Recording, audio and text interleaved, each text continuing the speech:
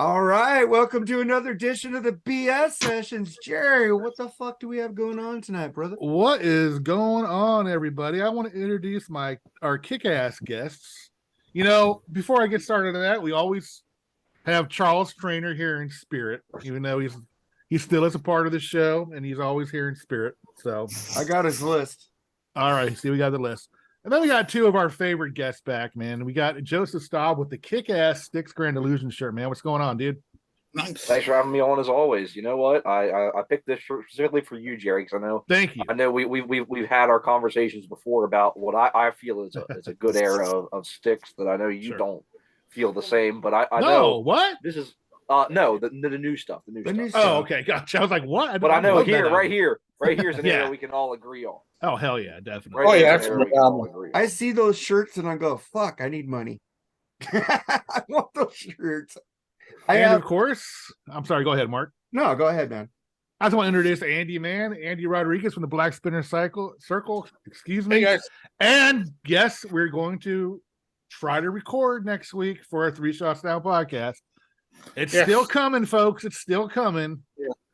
It's coming. That's what she said. But go ahead. Anyway, Andy, man, how you doing? I'm doing fantastic. I'm doing all right. I'm so ready for this list. This is right up my alley. We haven't been able to do our football show lately, and I'm kind of glad in a way because I'm embarrassed about my football team right now. But dude, hopefully we'll get that started. Dude. Yeah, but we should get that back coming this Tuesday. Hopefully. Yeah. Okay. And we got an exciting show as always tonight. This is kind of I guess we're doing the best ballads of 1990 or the 90s. I mean, you're making a K-Tel album. K-Tel album, excuse me. Yeah, side 1, side 2, and it's kind of interesting because there's a lot of different genres that had ballads, so it's gonna be kind of an interesting list. I think everybody's list is gonna be kind of interesting. Mine really isn't. Well, we'll get back to when that comes. I'll discuss my list when it comes, but let's get the BS started, man. If you pick Sticks, show me the way. I'm gonna go, what the fuck's wrong with you? I'm not trying to change my list. Fuck, I forgot that song actually. That song is awesome, dude. That is a good song. I'm just joking with you because I know you love that song. But man, before we get into the BS, I've been like ranting ever since I heard the Eddie Trunk show where he had Fab on there, Milli Vanilli, in a documentary. They have a great Milli Vanilli documentary on Paramount Plus. If you like music documentaries, I don't care what genre it is. I love music. I'm with Eddie Trunk on this. I love music documentaries. I do too. Oh, yeah, they're always interesting. I'll watch anything, man. I watch all those behind the music and half those artists I don't like. It's always an interesting story of how they become who they are and what happened here, what happened there. I mean, that's what we do a lot here is that we talk about the bands that we love and, you know. Yeah, it's just like Eddie Trunk reminded me of that video Cardi B had where she sits there and she drops the mic in the audience and her vocals are still going and I believe that was Dua Lipa. Yeah, Dua Lipa. Cardi B did one too. She threw the microphone in at a guy. I remember that. You didn't hear the microphone go thud and her vocals are still going. So you guys are getting duped. You're already getting duped by Kiss. It's happening in the rock world with Kiss and Motley Crue. The pop world has always done that, a la Milli Vanilli, except Paul is actually miming his own song. He actually sang that stuff, but I'm just pissed off, man. I just hope, like, I believe Eddie Trunk, live music is doomed if it keeps going this way. And Sticks, every time they play, since I've seen them for the last 5 years, they go, we are up here playing live. Everything you hear is up here, is us. And I'm going, it sucks that a band has to do that now. And I put up a Night Ranger videos on the Freeform Rock Podcast YouTube. And one guy was saying, man, they're worse than Kiss and Motley Crue. I go, what are you talking? Lip syncing. I go, they ain't lip syncing, dude. No, it's terrible if they are lip syncing. Dude, I saw them 3 months ago, 10 feet from the stage. They were not lip syncing. I know. The thing is, how many ad libs does Jack and Kelly do during a song? They just change shit up. Mm-hmm. You can't do that with tapes. You can't be spontaneous like they are live. But I'm just tired of this, man. I'm just wondering what you guys' thoughts on the future of live music, if it's going to go this way. I'll start with you, Big Sexy. Well, I mean, pop music nowadays, we talked about Pink, but Pink's been around since the 90s. Pop music today is performed mostly. They do a lot of dancing, a lot of shit like that. I mean, even Taylor Swift, she does sing stuff live, but do you think she actually sings using her voice for 45 songs a night, every night? No, I don't think so. And you can tell by the tapes that she lip syncs also. I mean, that's just the way pop music is. It's meant to be performed nowadays, in my opinion. Well, Now, rock's a whole different ball game. I mean, rock. I agree with you. Rock and roll, man, needs to be played live, and tapes suck on that. But I don't mind it so much in pop music. I mean, it's embarrassing for Dua Lipa to do that. I mean, but a lot of people know it's being lip synced, though. But the thing is, now with Milli Vanilli getting caught years ago, Dua Lipa not singing, and she was doing it to a tape. Is she actually on the albums, or she just? I've heard her sing live, and she can actually sing live. All right, I just wanted to know that because that made me think about that. No, I mean, I just always thought, even pop music, even Madonna, she did sing a lot of live, but she also did a lot of lip syncing too in the 90s. I mean, because you're doing a lot of dancing, man. It's hard to. Well, Broadway singers do that all night. Well, I saw Rock of Ages and it was lip synced. You can tell the way it was either that or the sound just dogged out when they fucking started singing. But anyway, that's how I feel about it. I don't have a problem with pop singers doing it, but rock and roll, I agree with you, man, needs to be live. I think it all needs to be live because pop singers are the ones charging the most money for a live show. What do you think about it, Andy? Oh, go ahead, Joseph. And hey, do you think any of their fans are leaving the shows unhappy? No. No. That's right there. That's it. That's what it is. They can charge that much, and their fans are more than happy to pay for it because they do not give a crap either way. Because it's background music to them. They are not there for what a rock fan goes to a rock show for. It's not the same thing. You're there to Taylor Swift show just to be in Taylor Swift's presence. That's what you're there for. What about Michael Jackson? He was king of pop, and he put on like a rock show. I guarantee you, Michael lip syncs almost every song he played. Yeah, what's your point? He lip synced like almost every song. There was like 3 or 4 songs every night that he would sing live, and like you would know because he would do like Human Nature live. He would like the ballads a lot of the time. Oh, I had no idea about this stuff. That sucks. Almost all. You would hear his voice from like running around and dancing and stuff, and then you wouldn't. Well, because it was taped. Yeah. So if you listen to almost any of his like up tempo dance numbers, it was all taped. What about Prince? Prince was pretty much live. Prince was pretty live. But then Prince wasn't dancing around like Michael Jackson was. Oh, he was jumping. Jumping, yes. No, he was running around, man. Playing instruments. There's a difference between doing full choreographed dance numbers. No, he did dance numbers with his dancers. He had 2 girls on there. He would do dance numbers with them on stage. He did some fucking jumps over the drum risers too. Off the fucking stage. It was amazing, actually. But there's a difference between what he did and what Michael Jackson. Yeah, what he does on like You Got the Look video, that's him live doing that at Paisley Park, and he was doing dance numbers with them. So he had choreographed. He choreographed his shit too. Oh yeah, of course he did. But when I saw Janet Jackson live, I know that she was not lip syncing because you can hear her during her dances. You can hear it in her voice, here and there. Yeah, you can tell that. And Janet was one. Janet's a true artist because she wrote all of her synthesizer parts and she wrote most of her lyrics along with Black Cat riff. Yeah. Yep. But she would do all the synthesizers. And I also read recently that Mariah Carey, 90s pop queen, has written more. She's a female who has written more songs than any other female in any genre.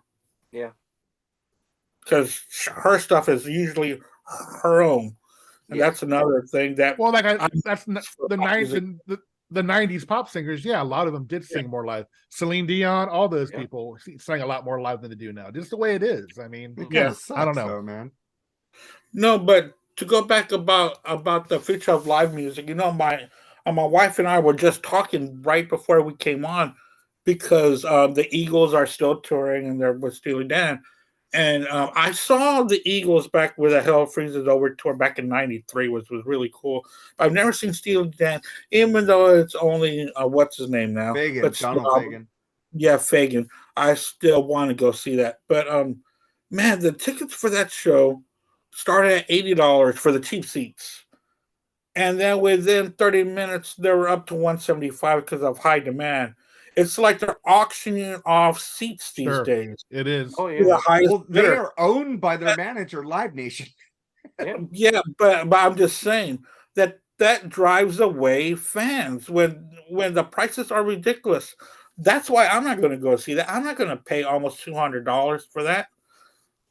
So I think a lot of the problem and a lot of the issues are price gouging, and it's allowing and it's allowed to be done.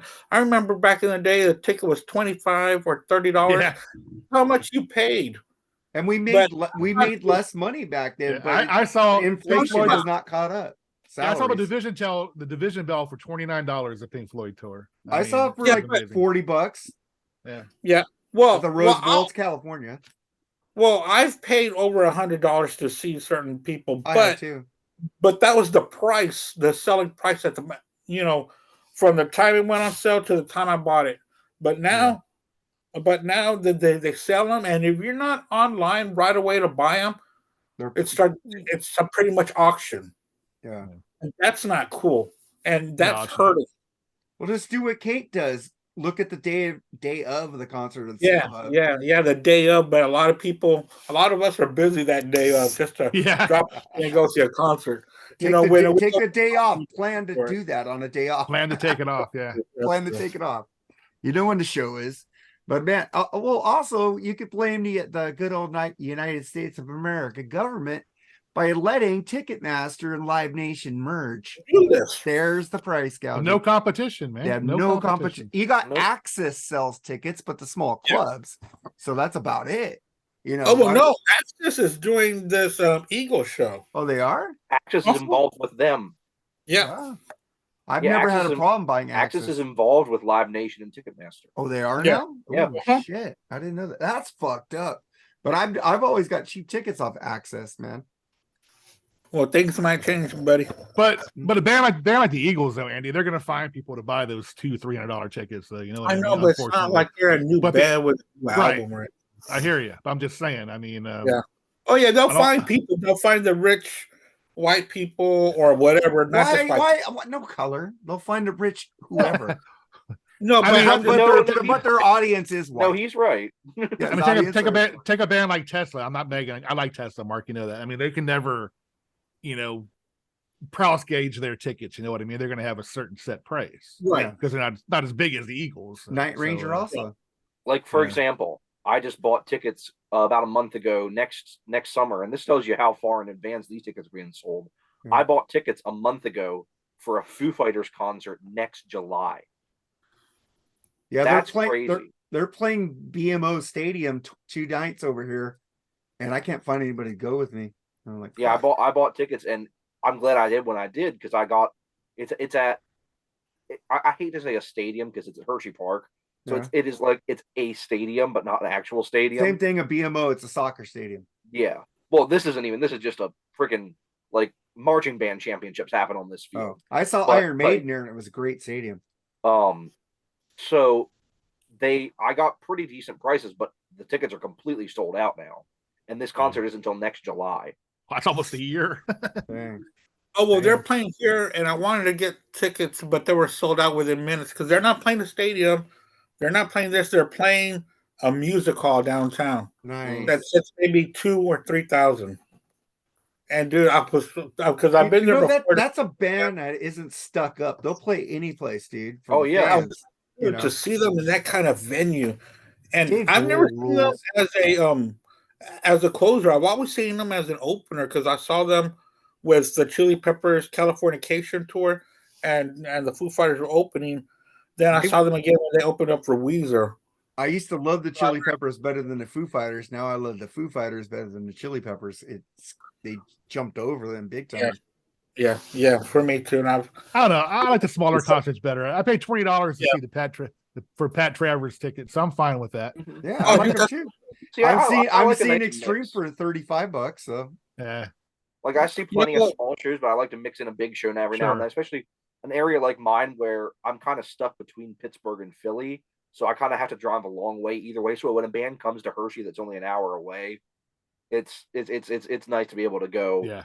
for a bigger band like that. So that's where I saw the Chili Peppers a couple months ago. That's where I saw Guns N' Roses a few months ago. So it's nice when bigger bands will come in and play there. So I can mix up going to see them and going to see somebody like Steve Hackett. Nice. I mean, Ghost was the biggest. I mean, a place that I've seen a concert in the last 5 years. All my concerts have been like small clubs and stuff. I kind of like them better, man. I don't know, for some reason. I like the atmosphere. really like except for Keelfest. I think my last arena thing was freaking Iron Maiden 2 years ago. So I usually see small clubs, or I saw Ringo Starr like half full at like an Ontario arena, which is like the Ontario Reign, the Kings minor league team arena. So yeah. So Night Ranger is coming to the Ryman, so I might go to that. I sent one you when that. they go, so, I said, dude, I would love to see a show in the old church like that, dude. Yeah. Sorry, that's the old Grand Ole Opry, right? Too. Yeah. Yeah, that would be awesome. Because Chris Czynszak has talked about seeing shows there like Anthrax and stuff. He said it's really good. Joseph doesn't like Anthrax, I think. Nope. And neither is Jerry. Well, I like the Bush Anthrax. Oh, I like the Bush Anthrax too. But let's get to the next thing, man. Something came out today, and we got to be trendy, man. We got to talk about that, but it's not trendy because I think 3 of us love the Beatles, and one of them is just okay with it. The Beatles just released a short film on the making of the song and how the song came to be, which it teared me up watching the love they put into making this song. And then when I heard the song, I fucking cried. It's like hearing John Lennon's voice again on something new. It's fucking amazing. I'm going to go to the non-Beatles fan last. So Joseph. Oh, come on. Let me go first. Go ahead. Go ahead. I watched the video. I know it was a really cool video. I loved how, one thing about the Beatles, the thing I got about the Beatles, it seems like a lot of people think they all hated each other. But I don't see that, and at least in the last documentary and this one, I don't see hate at all. Actually, did you see that picture of John Lennon sitting with McCartney in ’73? Yeah. But anyway, I thought it was interesting how that song was put together. I loved how they got together in the '90s. They were trying to do it with George, and I guess it wasn't. They couldn't get the vocals out right or something. Mm-hmm. Then they started again in 2022 when Peter Jackson managed to get the vocals out and get them sounding really good. And it was just so cool how they managed to put John's voice. They had George's slide steel at the end, correct? That was the ending solo, correct? Mm-hmm. And just amazing how they got all 4 of those guys to sound like a fresh song. It's just amazing, the technology nowadays.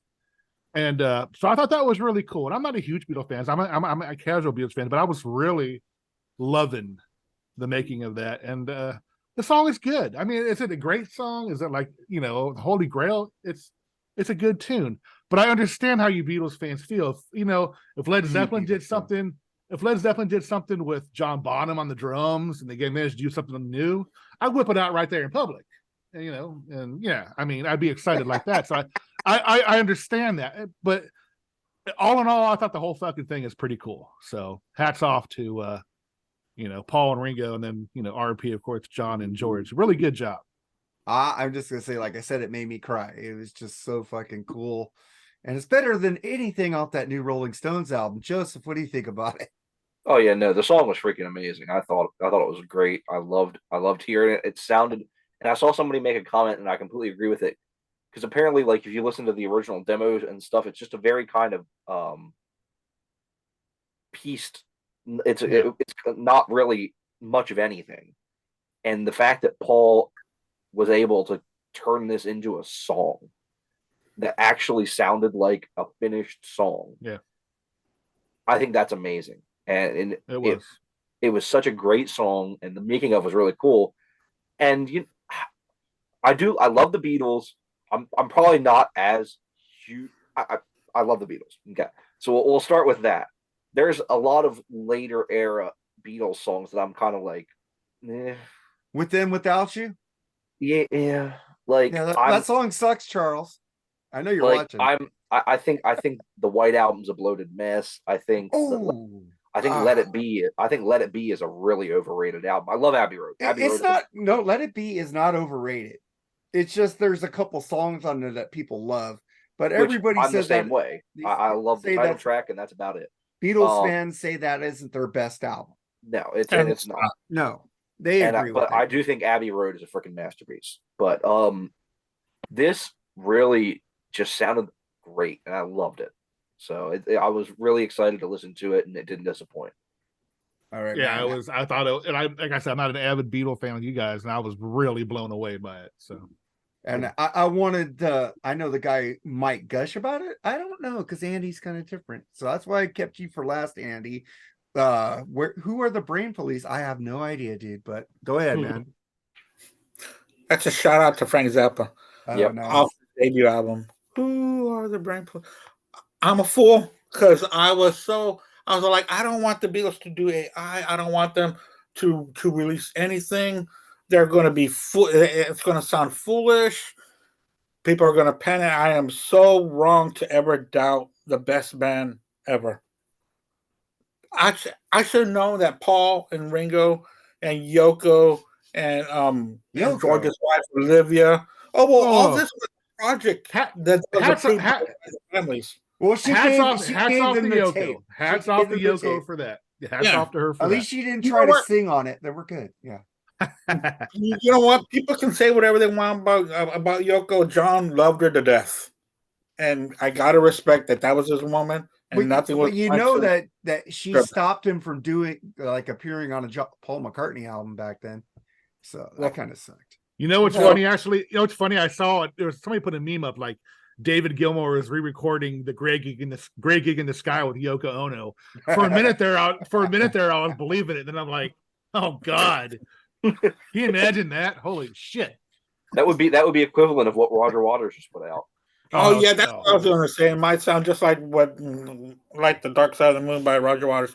No, but I thought the song was so good. It sounded so great, and I should have known that the Beatles camp would not release something that is going to embarrass them or not be up to par. Because everything they do, box sets and everything that they put out with the Beatles name is freaking top notch, man. I almost want to buy that Red and Blue album. Yeah.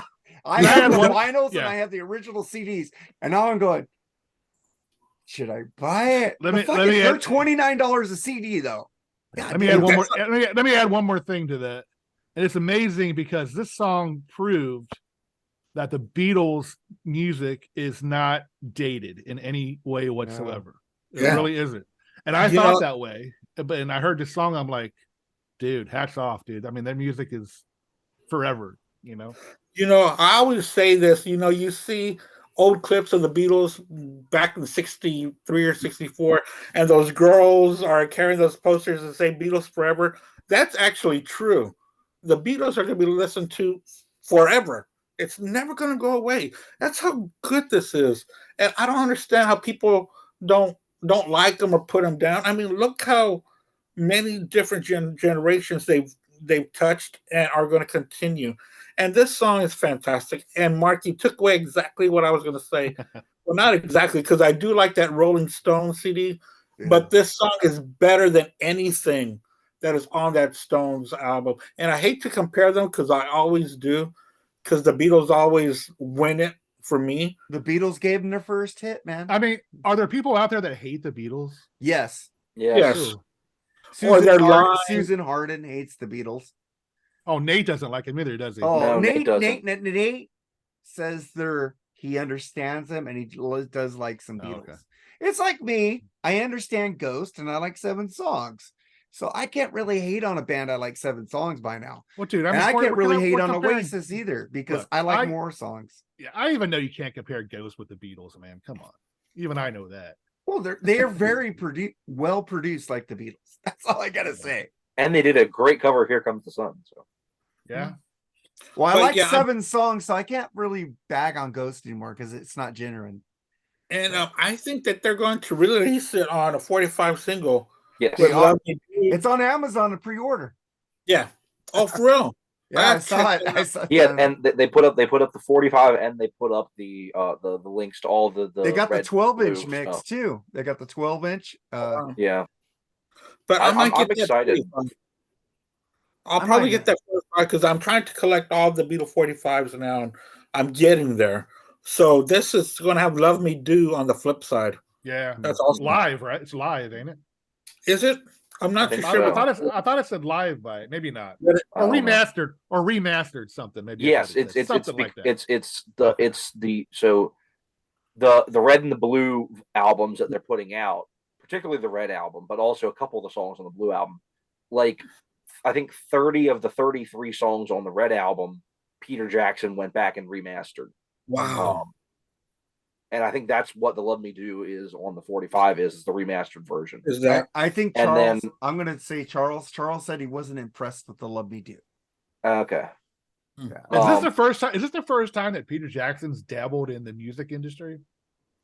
That you guys know? I think of? he writes some scores, doesn't he? Yeah, I think he's done does? some Okay. stuff in the past. Yeah. Not to like this extent to like actually like going back and like Yeah. cradling a band's discography in his arms. Like a pop band or like a popular music kind of thing. Hey, his best movies with Michael J. Fox, The Frighteners. I'm sorry, that movie rules. But that was good. That was a very good movie, actually. Yeah, that I'm was. really excited for the remastered, the red and blue albums because they add a ton of tracks that Yeah, weren't on 50 the original. songs. Yeah, so That's amazing. they add a whole. You're trying to talk me into LP's paying worth. money that I don't have right now. Stop. They add a whole LP's worth to both of them. I'm just going to ask for it for Christmas. I do definitely plan. I'm I good. know the CDs will drop price eventually. They're not Yeah. going to stay $30 a piece. Or they go out of print. Sucks. When are they coming out? When are they coming out? Yeah, November. what Blues next Like later week? this I think. month. Yeah. Cool. Maybe because Walmart's going to do their $10 albums for Black Friday, so Ooh. hopefully they'll have it there. I'll Jerry, buy it. if you get that, I'll PayPal you, buddy. All right. I'll, if they do have it, I'll get it for you. Oh, thank you. Both of them. Yeah. Okay. I gotta check it out. Hey, do you, 'cause do I you have the old ones up here? Joseph? I know do you, ones, too. do you like Bruce Springsteen, Joseph? Not really, no. Do you like Bruce Springsteen, Big Sexy? I'm a casual fan. Do I don't you have hate a him. He's got some good 75 to songs. 85 set? I do. Everybody has that. I got the box set vinyl for like $12 Mark, at you a thrift can't. store. Nobody's gonna. You couldn't pay to get. I rid was of that. giving away Animal House also, man. And one time was the Stone Temple Pilots Purple album that Brian Davis won. So fucking cool. Brian Davis on that metal station on Wednesday nights, the Bad Beat. He rules. But He's a man, real cool dude. It was nice meeting him at Rockin' Pod. He's a cool dude. Oh, He's God. great. I love. I'm talking so to him. happy he's got a cool girlfriend, Lindsay. I love, I haven't been on a show in like 3 weeks. I need to get on a show, man. But they haven't been on my show in months, so fuck them. No, I'm joking. But let's get to some sports, man. After the Beatles rule. Now I want that red and blue album. Thank you, Joseph. You're welcome. But let's get to some sports because we do talk sports and movies here. Frighteners rules. If you like a scary movie, that dude C. Emery is in there. Fucking what are you at? Like his army guy. Harley Army. Ermy. Yeah, fucking great actor, man. What is your major malfunction, numbnuts? Yeah, he's cool. I love I him. know, man. Mhm. See, there's our movie part. But we've been talking to this amongst ourselves. NFL refs, and MLB Major League Baseball umps are bad. What the fuck is going? Why are both leagues like getting worse? Let me throw you a stat from like literally 15 minutes ago. Tonight's Thursday night football game, there were 9 penalties in the first quarter. Against Tennessee, 9. right? No, both teams. Both teams combined. Okay. I thought it was 9 Tennessee. penalties in one quarter. Most of them were against the Steelers. In one quarter, 9 penalties. Sounds like Most last of- week's Niners game. About half of them were complete bullshit. And it's just these refs, I swear. Like I said to you guys, the umps, I see it, but the umps, because they're literally involved in every pitch of the game, when they do make stupid calls, it's easier to see because they are literally involved in every single play of the game as far as pitches. So you can't make any pitch excuses calls. for Angel Hernandez. Oh, No, it's he's terrible. awful. No, he's The awful. worst. Thank you. The worst. But also it's a 162 game season. There's a lot more room for error. You're going to get a lot more of that with umps than you are with refs. This year, I don't know what it is, but it's not just like us that's been saying it. Almost everyone I've talked to who's a football fan It's just something about this year. The refs have been atrocious. There was a video I saw.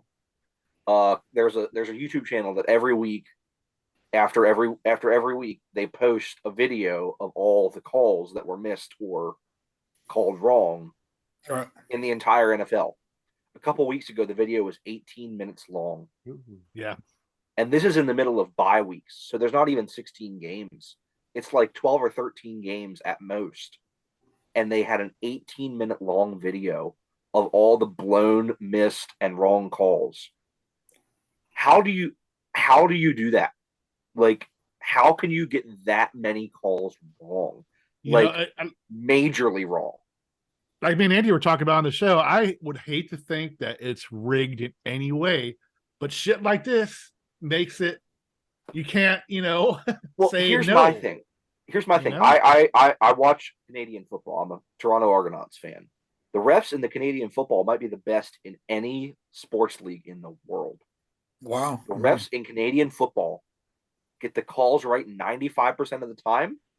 Every flag, pretty much every flag is challengeable, is reviewable, and they're not afraid to overturn bad calls.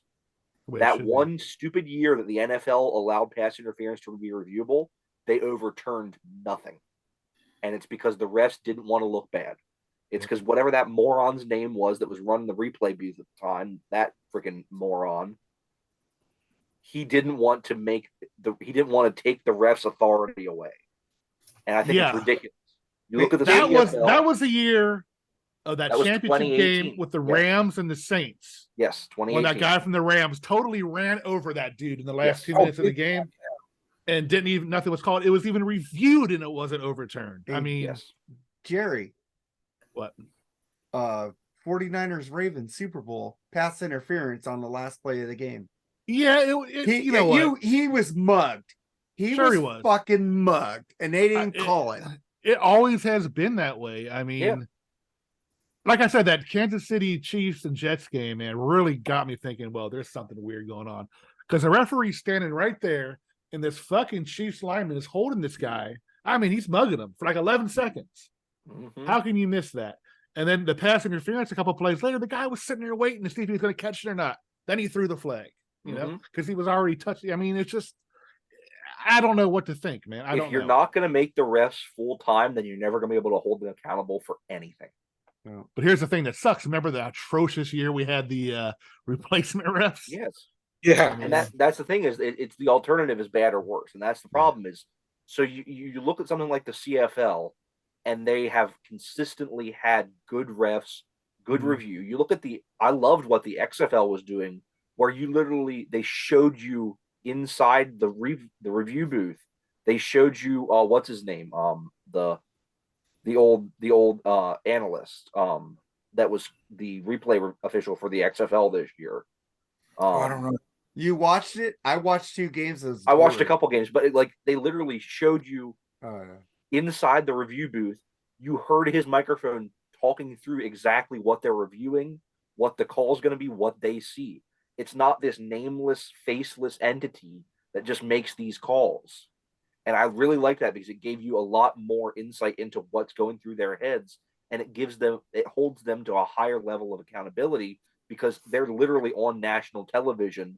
They're microphoned. You can hear what they're saying. It's not just, we're not going to call this on them today. We're not going to call this on them today. I think there needs to be a higher level of accountability because there is no accountability on NFL officials. They say they rate them and they won't give them a Super Bowl or something like that. Well, because they got a powerful union, so they can't exactly just fire them on site. Yeah. So but big freaking whoop we saw in the Super Bowl last year, that didn't matter. Yeah, right. Yeah, sure. But getting back to baseball, the big thing is Angel Hernandez. He was a big fucking problem. Joe West was. Thank God that fucker retired too. Yeah, Joe West wasn't exactly a bad umpire. He was just an asshole that he would, if he didn't like you, he'd let you know. He would not call in your favor. But back in the old days, the umpires used to tell the guys before the games, like, look, I'm going to call it tight, or I'm going to call it a little outside the box. They would tell the batters what to expect as far as the strike zone. And they just don't do that nowadays. I mean, I don't get it. I think their replay thing is good. A lot of times, what I've noticed, I mean, as an Orioles fan, we really didn't have anything too egregious this year. There was nothing, and I watched almost every game. There wasn't really anything too major. Framing is cheating. No, it's not. Okay. It's, Look, you see it. Eric Karros of the Dodgers announcing team. He's there, former first baseman.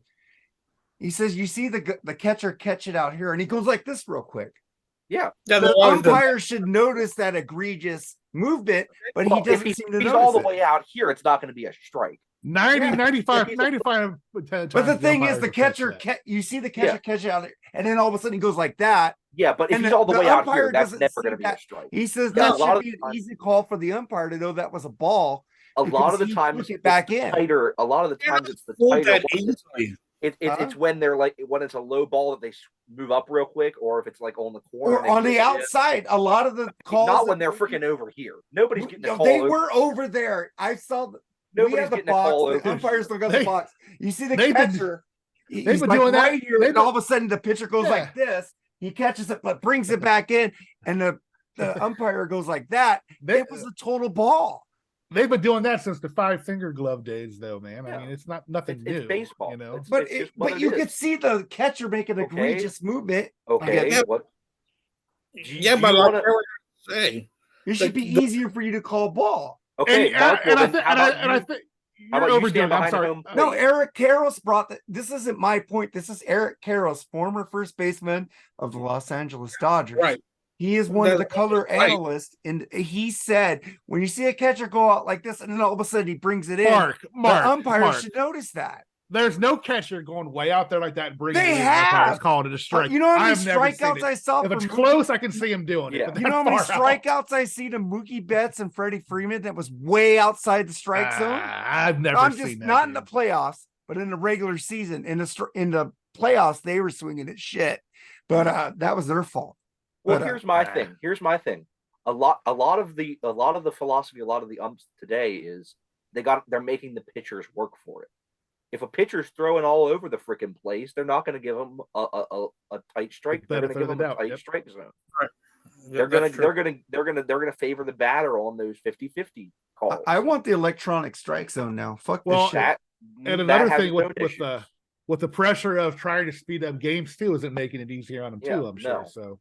I liked how the games went this year, but because sometimes a pitcher would be sitting there picking his nose.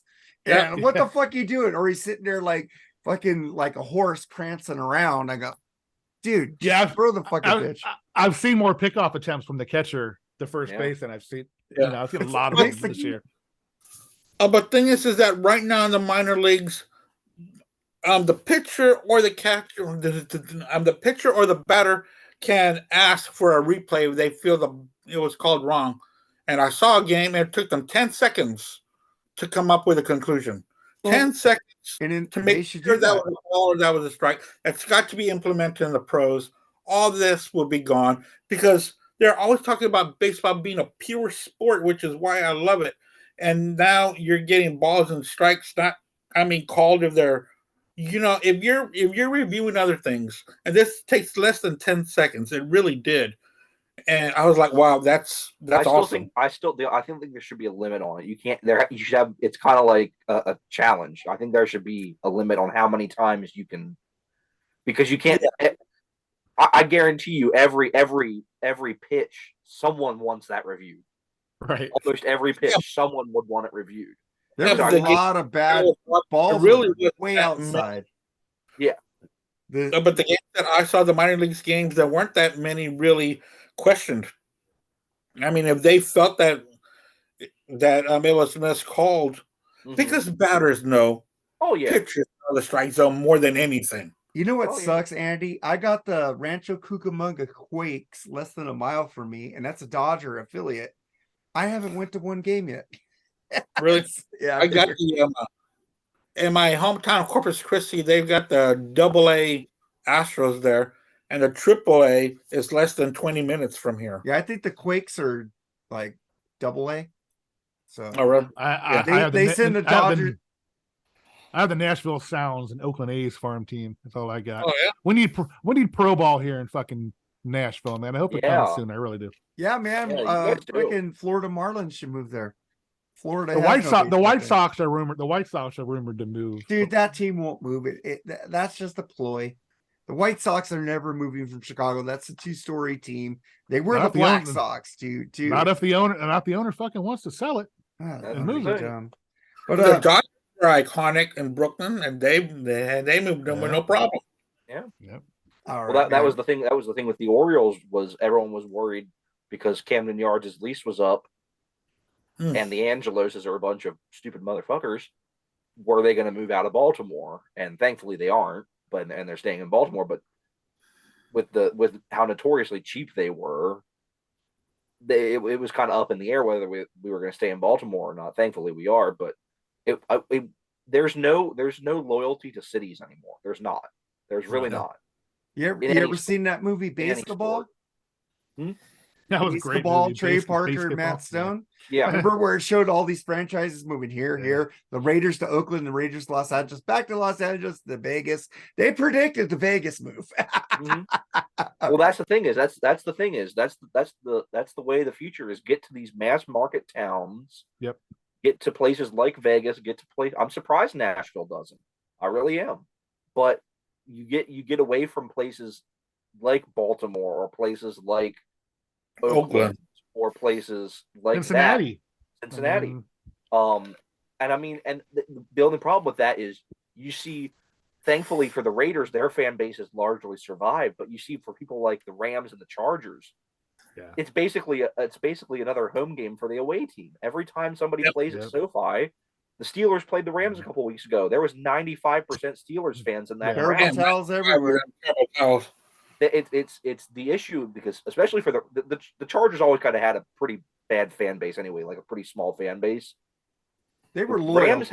Rams had a very decent fan base in St. Louis, and Yes, They did. they completely turned on them because they Because left the city. Because what happened? They moved to LA. Their franchise is like pretty Yep. high value now. Yep. So it's all about the Benjamins, man. Yep. But fuck, but the thing is, the Rams had the lowest attended victory parade ever. Yeah. That's why fuck the Rams. Fuck them. You Mhm. should have stayed in St. Louis. Chargers. I understand San Diego fucked you over. So you moved, but the Chargers were actually the original Los Angeles Chargers. Yeah, I don't Yeah. think San Diego fucked the Rams over. They're not that big. It's not the No, Cowboys. they fucked the Chargers up by giving Padres money, and look at that team. I fill the see. stadium. Okay. And the Chargers got made more money for San Diego All right. than the Padres did. It was Gotcha. like- Okay, that makes sense. yeah. But World Series, man. Lowest rated World Series of all time. Hell, it was a good Fucking, game though. Dodger fans, you're fucking idiots and assholes. I'm calling not me. Okay. Because be happy for Corey Seager. I called he was going to be the MVP after the second game of the World Series. So there he is. He's getting the MVP again. He did. I called that. He's a great player. He was fragile when he was with the Dodgers. They made a trade, got Trey Turner with Corey Seager. You moved Trey to second, but they didn't have to pay him because they had Trey Turner for the next year. He's an all-star shortstop also. So there you go, man. But Corey Seager, I love you. I've always loved you. I'm happy for you. Fuck you, Bruce Bochy. Fucking Giants. Fuck your Giants. But I'm happy you guys beat the fucking Diamond Wax. What do you think about the World Series, Jerry? Yeah, it was kind of good. There were a couple blowout games, but it was cool. I mean, good. It's always good to see a team that's never win a championship, and it was cool for their fans. And do the Bushes still own them? No. I No. don't own them anymore. Okay, but congrats. Bruce Bochy is a hell of a coach, man. He's a Oh, hell of a yeah, he manager. is. Manager. He's a hell of a First- fucking manager. So Manager. you know, Yeah. First in how many years to win 4 rings now? yeah. I mean, Dusty Yeah. Baker, hell of a fucking coach as well.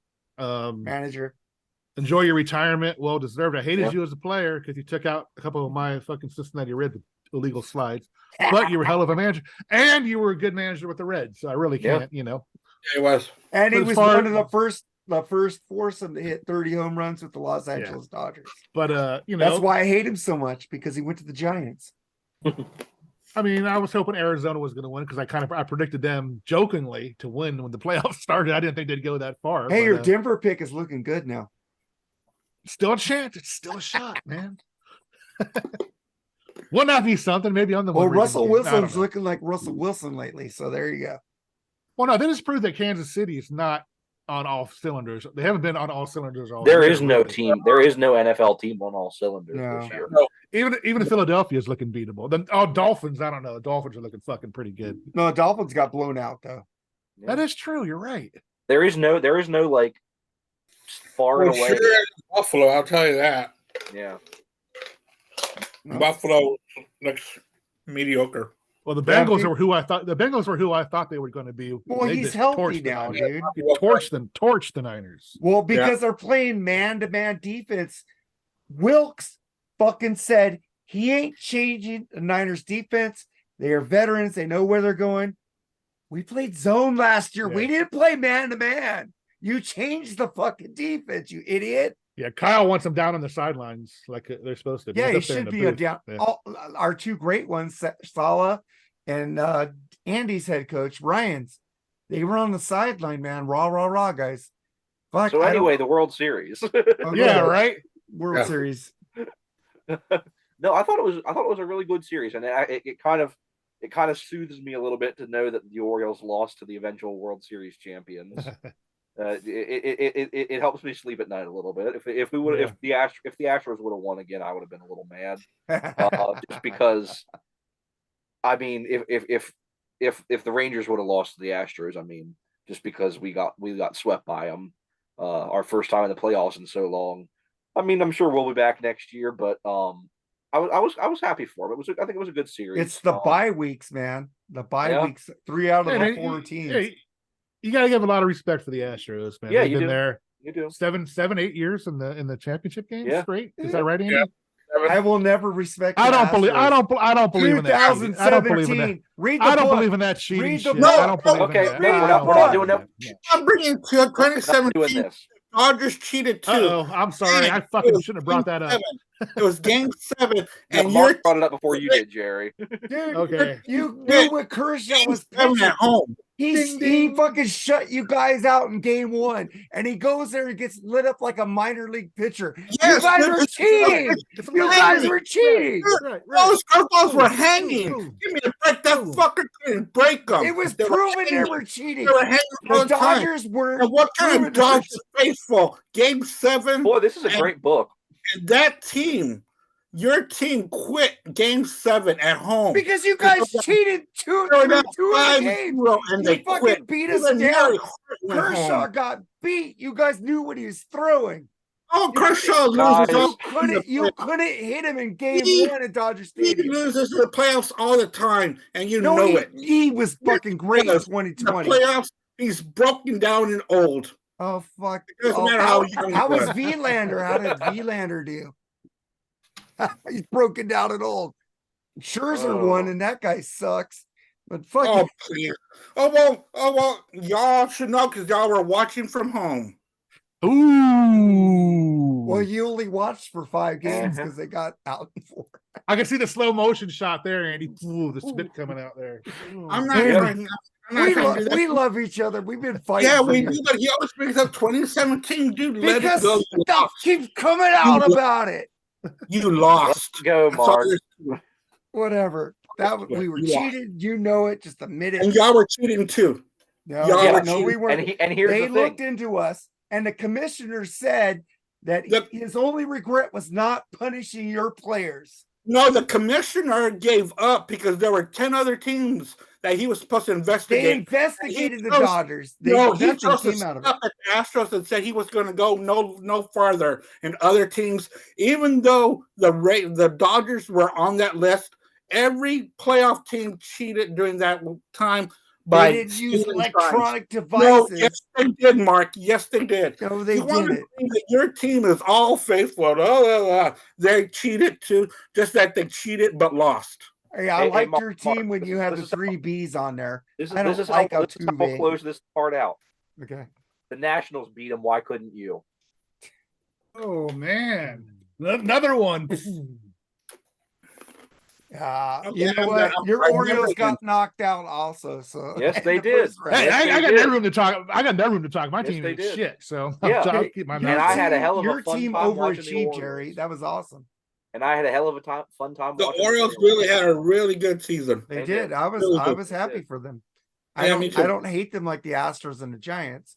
There you go.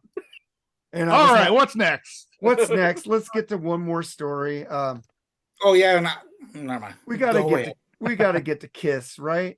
Of course. do we really? Do we have to say that I mean, I Ace have the Frehley? freaking poster back here. Do we really have to talk about it? Okay, we don't have to get to Kiss.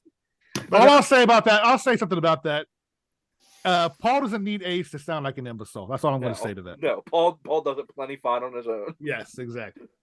All right. I just want to say, because I think I'm the only Friends fan in here. Rest in peace, Matthew Perry. I love you, man.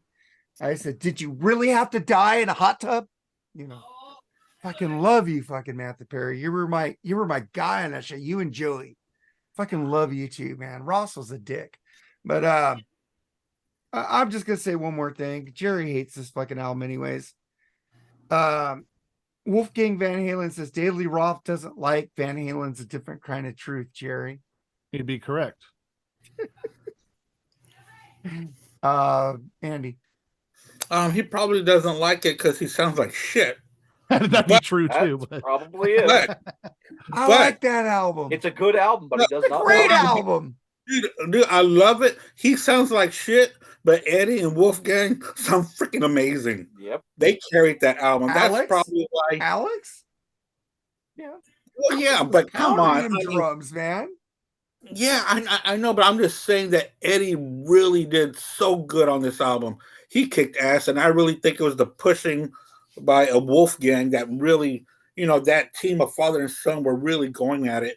And David Lee Roth sounded like shit. Mm-hmm. It would have been a better album with Sammy singing. Imagine Sammy. I don't know about that. Imagine I love Sammy, but Different Kind of Truth was like those lyrics that David wrote on that fucking album are fucking. Sometimes you're what, sometimes you're the what, and sometimes you're the hydrant, sometimes you're the dog. Fucking dude, fucking awesome shit, man. Yeah, but he sounded bad. He really did. He sounded vocally, fine. he He was sounded great. fine. He sounded fine. And that live album, oh my god! holy yeah. shit! Wow, that was Half of terrible. it is good. Half of it is good. Half of it is not good. The whole fucking album sucks. I Dude, like he's a His lot of voice, just hearing my favorite song is Dance the Night Away, and hearing him fucking sing that song on that album. So bad. Oh man, that was rough, dude. But when he my did that ears were fucking hurting. song where he goes ba ba da doo doo doo wah ba da da ba, that song was great on there. Fucking that stupid ass song But the Tattoo. only It's time like, it sounded good was when he was talking Japanese to Well, the crowd. that right there, Jerry. That's what did Different Kind of Truth in, was when whoever decided to put that out as the first single. That sunk that whole Oh, album. Tattoo, yeah. Tattoo. That sunk that That's whole wrong. album. As is the best song on that album. There's so many great songs on that album. The fact that they Bullet put Head. Tattoo out as the single is so freaking stupid. But that is but I can agree why David Lee Roth would say that because he Yeah. didn't sound his best. No. But other than that, it's a fantastic album. No, I agree. All right. Yeah. Well, Jerry left and I have to go take a piss. So I wanted Jerry to take over this. 'cause we're Alrighty, so that sounds like Andy and I are taking I'll over the take show. over. so it's just good. Fucking Jerry. I was gonna dude, what the fuck? Well, get the fuck back so you can fucking tell people to go and you can tell me when I come back. But we're gonna get to our K-Tel album. Yes. I am my first. What are you guys doing on your side one? Where are you going up to? 5, 6? Andy? I will do whatever y'all are doing. It Go doesn't to matter. 5. So we could all 5? do 5. Because I'm a I little always high. do the opposite of everybody else. So we'll do 5. I know you do. It's easier for me. Then I fuck it up later. So side 1 is 5, side 2 It's 6. 6. excuse All me. right. Jerry, you start with your track 11, and when you start, give it to Joseph and Andy. I'll go last. I'm gonna go take a piss, but I want to know what it is. What's your number All right. 11? Track Oh, like 11, what? Yeah, my side one, song one is It's a band that a lot of people think I hate, but I really don't. I hate a few of their songs. I'm gonna go with "I Saw Red" by Warrant. Ooh, nice. I think that's a really one thing fucking Jane Lane and Warrant can do is they can fucking write a ballad. They can really do that. And just a beautiful song, a lot of feeling behind it. They're a band that's pigeonholed with Cherry Pie, unfortunately. But I thought their later albums were good. Dog Eat Dog, I thought was an incredible album. And Cherry Pie had its moments with, of course, I Saw Red. I love that song. So that's how I'm gonna start mine out. That made my Joseph, I guess. Yeah, that made my short list. That was on my backups list of like 10 other songs that didn't make my album. Was I Saw Red. What a great song. You're right about that. Warrant certainly has some really, really good ballads. But yeah, no, that's probably one of my favorites from them. So my side one, track one, in beloved memory of our late great Charles Trainer, is my all-time favorite song by his all-time favorite band of the 90s, and that is "Don't Look Back in Anger" by Oasis. And just my definition of a ballad on this album is a little loose. So I think it's such a great track. It's probably my favorite Brit pop song in general. I think it's just such an amazing track. I think I'm definitely a bigger Noel fan vocally than a Liam fan vocally. So that's why it makes sense then that this is my favorite Oasis song. But yeah, so that's my side one, track one, "Don't Look Back in Anger" by Oasis. Oh wow, you picked Oasis. Somebody's gonna love you. That's what I said, in memory of our late great Charles Trainer. He's still here. He's still here, man. Oh, I know. I picked "I Saw Red" by Warren. Well, I know that. I left to take a piss when you said that. I'm gonna say that is a great pick, and I forgot about that song. But I might have another Warrant song coming up later on this thing. Andy. Yeah, first of all, I just want to say that is my most favorite Oasis song too. I love "Don't Look Back in Anger." I heard you say, but I am going to start off with this band. Their debut album started off the same way that my K-Tel album is going to start off, because I love this album so much. It's the album is August and Everything After. I'm going to go with Counting Crows. Around Here is how I'm going to start my list. Nice. It's a badass song. Nice. So Charles, I'll go with him, and I'll take mine. His number 11, of course, he's going to pick this band. Not Oasis yet. It's November Rain, Guns N' Roses. That is Charles's number 11. And then my number 11, it wouldn't be me if I didn't pick something by this band, which most of y'all hate. It's from their album 3 Sides of Every Story. Freaking Extreme, Tragic Comic. I just love the fucking lyrics of the song, and the way Nuno is just playing that acoustic with Gary. It says, "Just a tragic comic, 'cause I'm still in love with you." I fucking just love that song, because if you watch the video, there's lots of mishaps and people getting hurt because he's in love with this woman. It's a fucking great, well-played song, acoustic. People don't really know this. They know more than words. They know Wholehearted. But Tragic Comic off 3 Sides, just an amazing, fucking well-crafted ballad. I fucking love it. So then we get to your number 10, Jerry. All right, this is a band that had a resurgence in the 80s and early 90s, and they were huge in the 70s. This is a really unknown song off the Brigade album by Heart. If you're familiar with the songs off that album, this is a song called "Under the Sky." That's a good one. Nice. The fucking song is beautiful. I saw that tour with Cheap Trick opening. One of the most beautiful songs I think I've ever heard. Just Ann Wilson and Nancy Wilson, when they get together and sing, is fucking heavenly. They're playing again. Yeah, they are. And that's a good album. Playing Brigade. by me. Yeah. I'm excited for that. They said they're probably announcing a tour next year. I'm excited. Yeah. That's my number 10. Or song 2, side 1. Song 2, yeah, my bad. I'm the one who said 10. Because the way Charles numbered stuff. So we get to yours, Joseph. Alrighty, so my side 1, track 2 is a song that is so good that Metallica decided to rip it off, even rip the title off when they demoed the song. And that is Fell on Black Days by Soundgarden. Great one. What a great track. Probably that might be my favorite song on Super Unknown. That is my favorite song. I played that in the last block. I played that in my last block. Yeah, and what did I say about it, Jerry? So it was your favorite song off in the chat room. Yeah. And I forgot about it. Yeah. Fuck you, Joseph. Yeah, so that's my side one, track 2, about Fell on Black Days. I certainly not the last of the big four of grunge that I'll be talking about here on my list.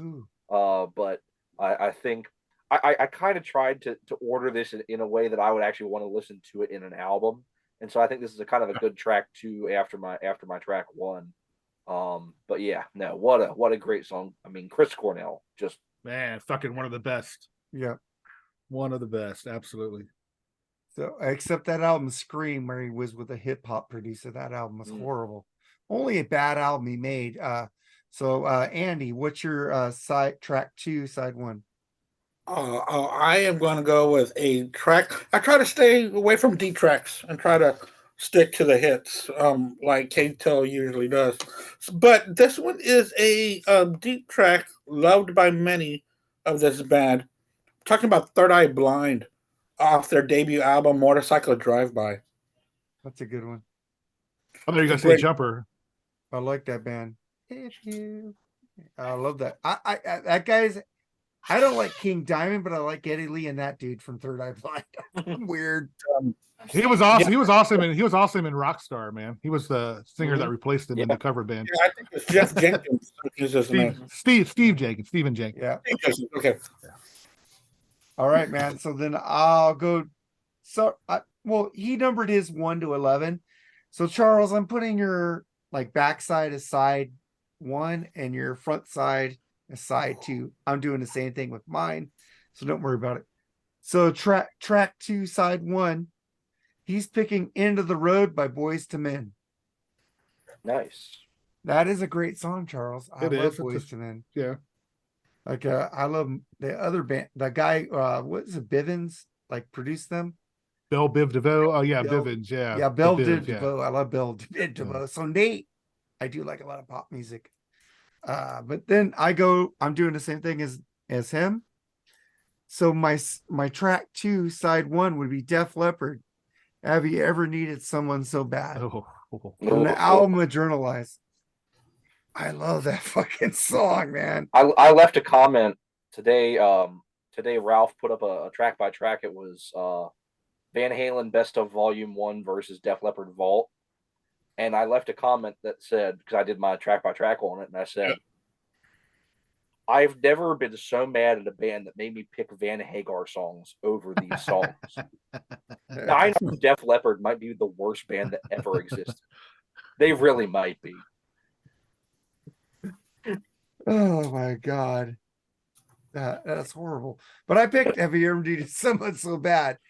So then we get to Side 1, track 3. Side 1, track 3. Big Sexy. Again, I get ripped on for liking this woman a lot, but I don't give a fuck. I think she's got one of the most amazing voices. I know who it is. Great songwriter. Song she did from the City of Angels soundtrack. Uninvited, Alanis Morissette. Yeah, that's my favorite song by her, though. You know that. I told you that, Jerry. What'd you say? I said Uninvited's always been the song I like by her. Dude, that is a fucking brilliant tune. That is a fucking. And it was just a throwaway. It was just a thing they put together in a matter of days. Yeah. It's amazing what a great song it ended up being. There's just so much emotion on Jagged Little Pill. I fucking love Alanis. I don't care what anybody. Good album. I love Jagged Little Pill. I heard it the other day actually. All right, so your track 3, side 1.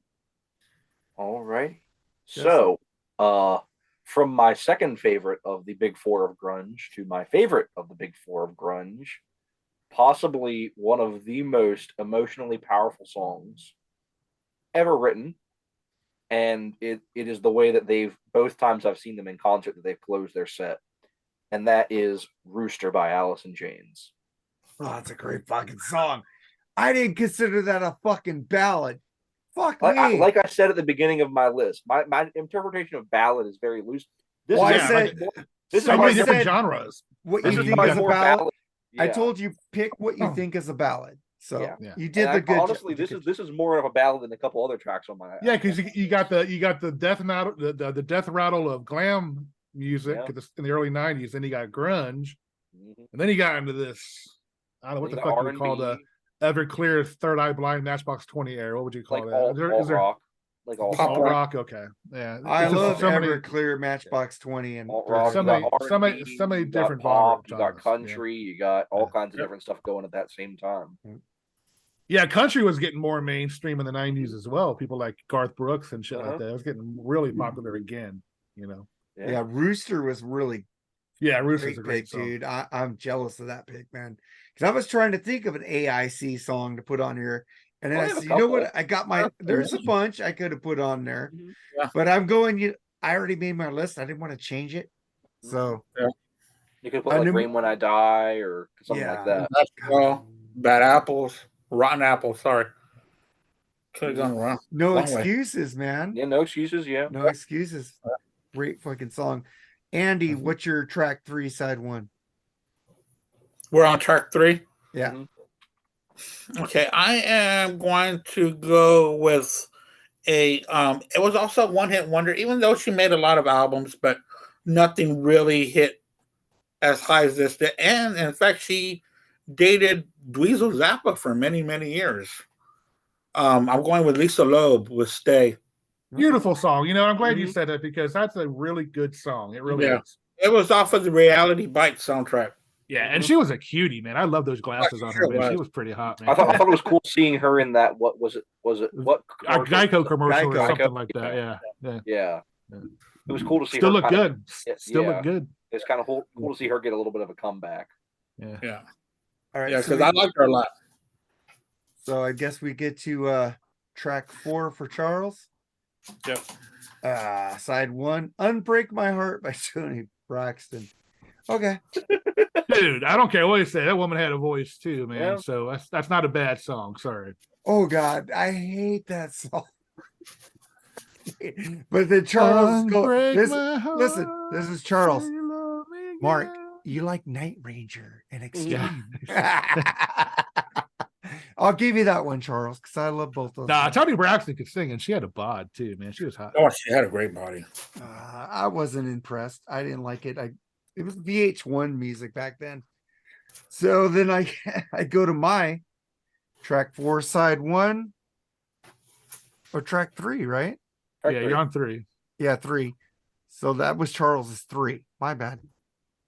Did I miss his? No, I did his 3, Unbreak My Heart. Okay, my bad. Stone Temple Pilots. And this is a song that I almost didn't pick. And I go, fuck, I gotta take a song out. So I took out freaking In Excess Disappear from X to put in this one because this song just rules. Creep by Stone Temple Pilots. Nice. Yeah. And And I'm surprised, spoiler alert, Charles didn't pick a Scott Weiland fucking ballad. He loves Scott Weiland. he did post something about in loving memory of him today, though, on Yeah. Facebook. On one, I on did some one of the groups, I yesterday, remember. and then he kind of took off from my. No, he did it. I'm not gonna say it. Yeah. Charles, I give you all the credit. I love you, brother. But because I put up something, I put up the video Creep, and I said this is way better than anything Nirvana ever did. That was just my opinion. And then he put up Sour Girl, saying this is better than a Nirvana song. So I thought that was pretty cool. But then we get to yours, your track 4, side 1, Jerry. All right, now we're getting into some sap. I love me some good love songs, some total sappy songs.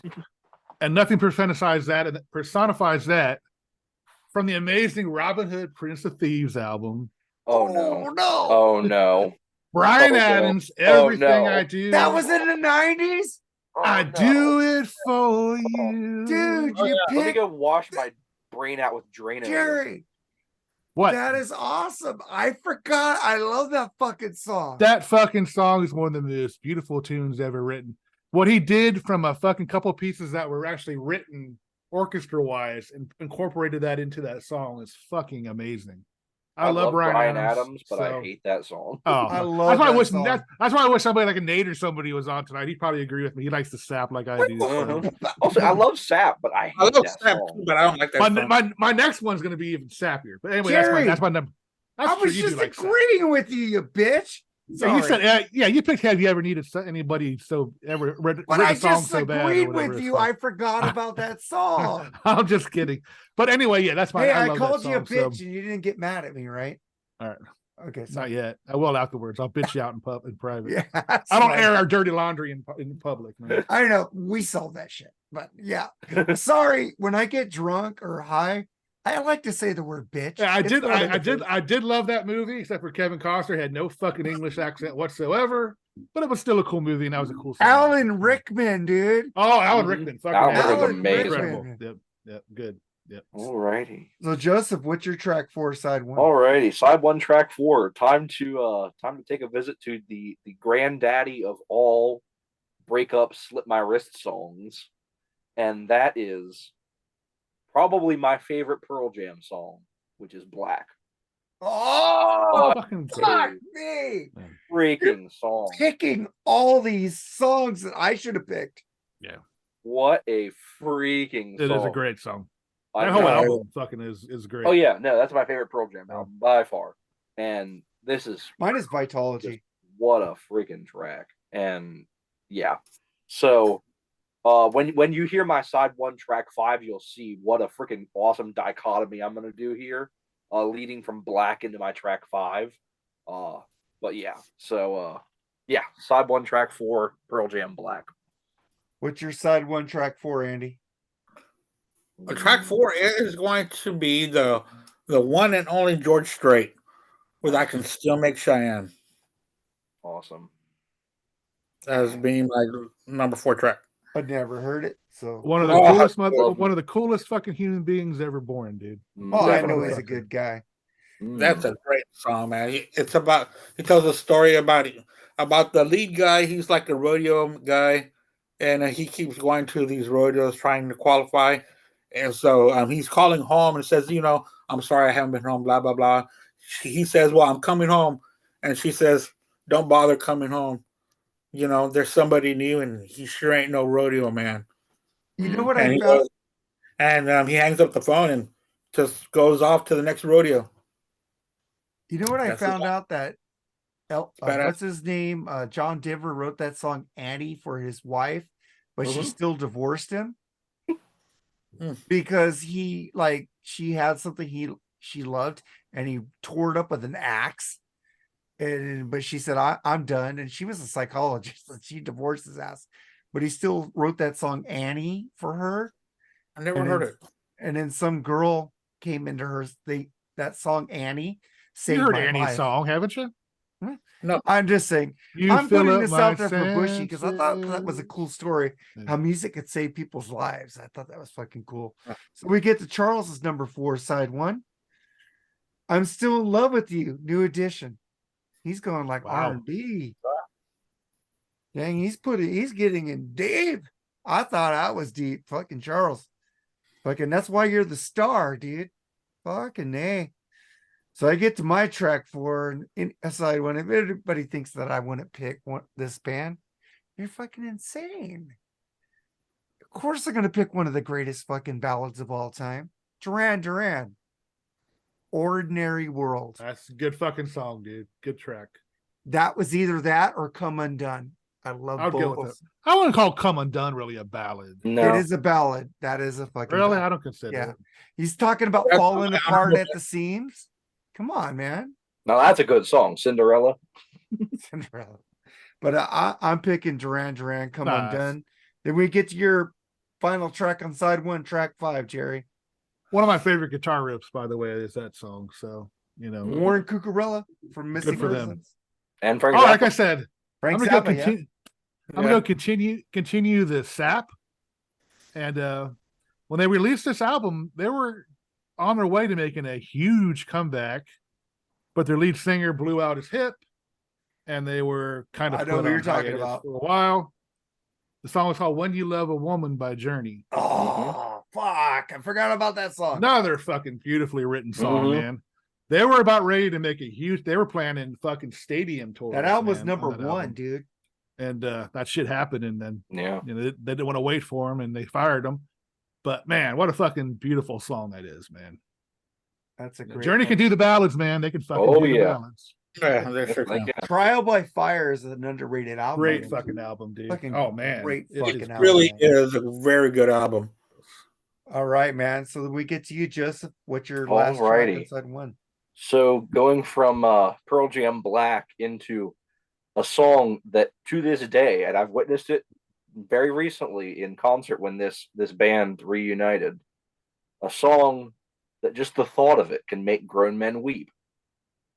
And that is Cemetery Gates by Pantera. Oh, I played that on my Halloween special. I mean, don't I remember witnessed that it one. live when I saw Pantera a few months ago. Just all they played was the intro, and grown men started losing their minds. They didn't complete it though. That sucked. No, because they leave that one for the Abbotts. They don't touch that one. Yeah. I mean, I would never want to see anyone else play that song other than Dime, honestly. But yeah, what a way to end my side one with Cemetery Gates. Great the way it was man. on Cowboys from Hell, the end of side one. Yeah. Andy. I am going to go with a band that was really big in the 70s, kind of dipped in the 80s, but came back strong in the 90s. And I'm talking about Aerosmith with Amazing off of Get a Grip. That's one of my favorite songs from the big three, with the crying. And I never liked Crazy. I thought Crazy was a horrible song. But Amazing was fantastic. It's just, it's more of an anthemic feel to it than a ballad. But I put it on there because the first two verses are balladry. Nice. Yeah, to me, Aerosmith, I don't know. The ballads never really stuck in my head too much, except for Angel and Seasons of Wither. I mean, I do like some of their other ballads. Okay, I don't like that. What about the one from Toys in the Attic? That was a good one. Oh, fuck. Crying, right? What? No, not crying. No. You see me Crying's crying. off. You see me crying. No, I really don't like that song either. Whoa. I don't like the Armageddon song. Well, yeah, that's terrible. Diane Warren. Fuck that song. But yeah, they nailed it with Angel though. Giving them that's a fucking great tune. I don't know who co-wrote that song with them. Diane Warren. And Seasons of Wither, man. Yeah. Seasons of Wither is a fucking amazing song. It's one of the best songs ever written, in my opinion. So Amazing's a good song.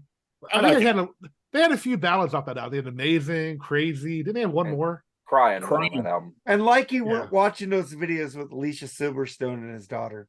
Well, I was. I I didn't like the Crazy song. I just didn't like it. I didn't like the writing. I like it, but I didn't pick it.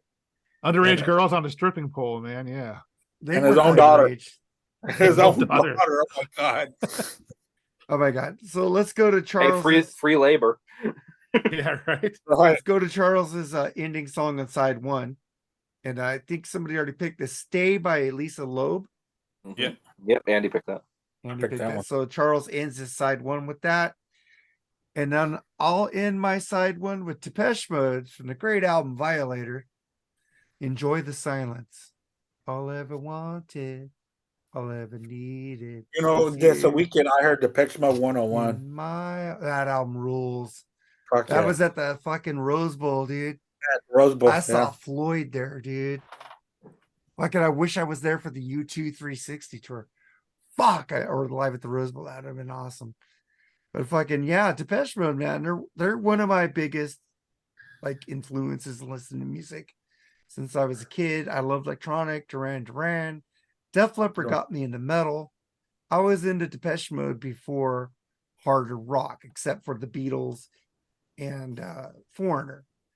The Def Leppard got me into harder rock when I went back and listened to Dio and Black Sabbath with Pyromania. But I was in Depeche Mode way before harder rock. So I got to pick that. That song is just amazing. Great harmonies, great fucking keyboards. The band is fucking on fire. So it's Enjoy the Silence. That ends my side one. We start your side two, Jerry. My number one side two is a band from the late 90s where I'll probably get laughed at for this pick, but I don't care either. I like this band. They were a really good band. Their first couple albums were awesome, and I guess management said this guy would be better off as a solo singer. He did a song with Santana. I'm going with Matchbox 20, but the song is called Hang. I don't know if you guys ever heard that That's one. a great song. Yeah. Like another great acoustic song, man. Rob Thomas, man, the first couple albums, man, had so much feeling in his voice. He's a great singer. As his career went on, though, it seemed like he just lost that hunger, man. Yeah. Did you hear that one album with Disease? I think that was their fourth album. No, it was still good, but man, you take their first album, the songs on it, they got hard. 3 a.m. hard. 3 a.m. and Push. But they got more riffage in the later albums compared to the first one. That's riffage is cool, but I like, Rob Thomas had feeling in his voice. Man. I love his two solo albums, man. I didn't really care. It's just too poppy. That was. Really dude, the songwriting was amazing. Yeah. Yeah, the songwriting was. Yeah. I did like the Santana song you did though with him. Mm-hmm. So. Hey, the only Santana song I like. Yeah, live at Daryl's I like house. Winning. I like Winning. Oh yeah, that's a good song. That's a good track. I always forget that's a Santana song. Yeah. If you guys like Daryl Hall from Hall & Oates, Live at Daryl's House is on YouTube. Good show. Yep. And he did an episode with Rob Thomas when he sang Matchbox 20 songs with him. Yeah. And he did Daryl Hall and John Oates. Those two blended perfectly together. I love Hall & Oates. I love Matchbox 20. So sue me. So I think like I said about their debut album is with a lot of bands, they've done those debut album songs for a long time. So they're pretty polished and honed. Maybe that's why debut albums are usually some of the best, I think. Yeah. Well, it's like you waited your whole life to make that first album. But just listen to him singing the song Push, man. Mm-hmm. And tell me that doesn't fucking just come out with emotion, dude. I mean, yeah. Amazing fucking vocalist. 3 a.m. is awesome too, man. Yeah, 3 a.m. Great song. Yeah. Fucking Charles is calling us wussies right now because he hates Matchbox 20. But what's your track one, side two, Joseph? Alrighty, kicking my side two off with a big old ball of 90s cheese. Yeah. A band that was very much known in the 70s and early 80s for their amazing ballads as well as their amazing rock songs. But by this time in their career, they were basically laughed at for some of their ballads. And I'm not picking the one off this album that everybody and their brother hates. I'm picking the much better ballad off this album. And that is Send Me an Angel by the Scorpions. Crazy World, right? Yeah.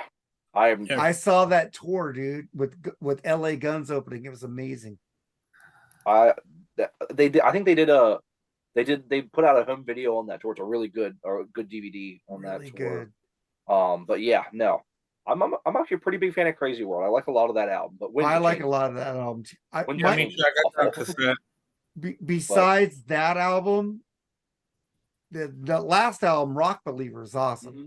But there's an album that I think people overlook is Humanity Hour 1. That one's kind of hit or miss for me. And I kind of grew up with that album. That album came out when I was like 7 or 8, and I listened to it a lot.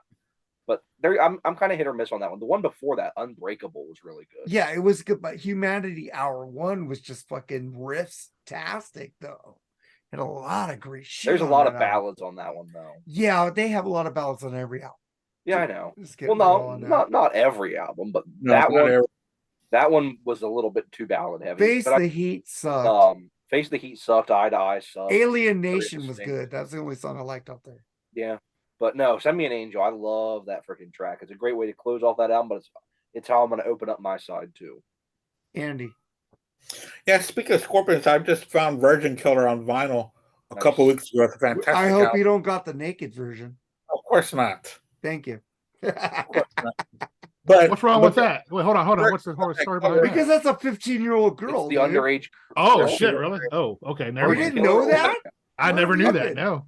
Yeah. Never knew Nelson knows he's younger than you. It takes away from how good that album really is. It's fantastic. Unfortunately, did they know that? Did they know she was only 15? Yes. Like the Blind Faith album too. Do you know about the Blind Faith album? Blind Faith. Underage girl with the in Europe. She was 12. She's 12. Yeah. Unfortunately, the Scorpions did that a lot. Yeah. Now I do got that cover by Blind Faith. The Back there. original one without the stripe over it. Yeah.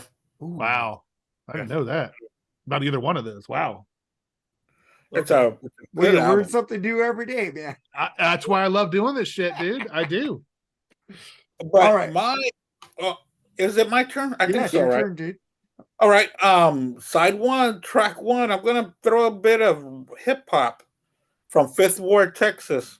One with Ghetto Boys, Mind Playing Tricks on Me. Wow. That brings back some memories. I don't even know that song.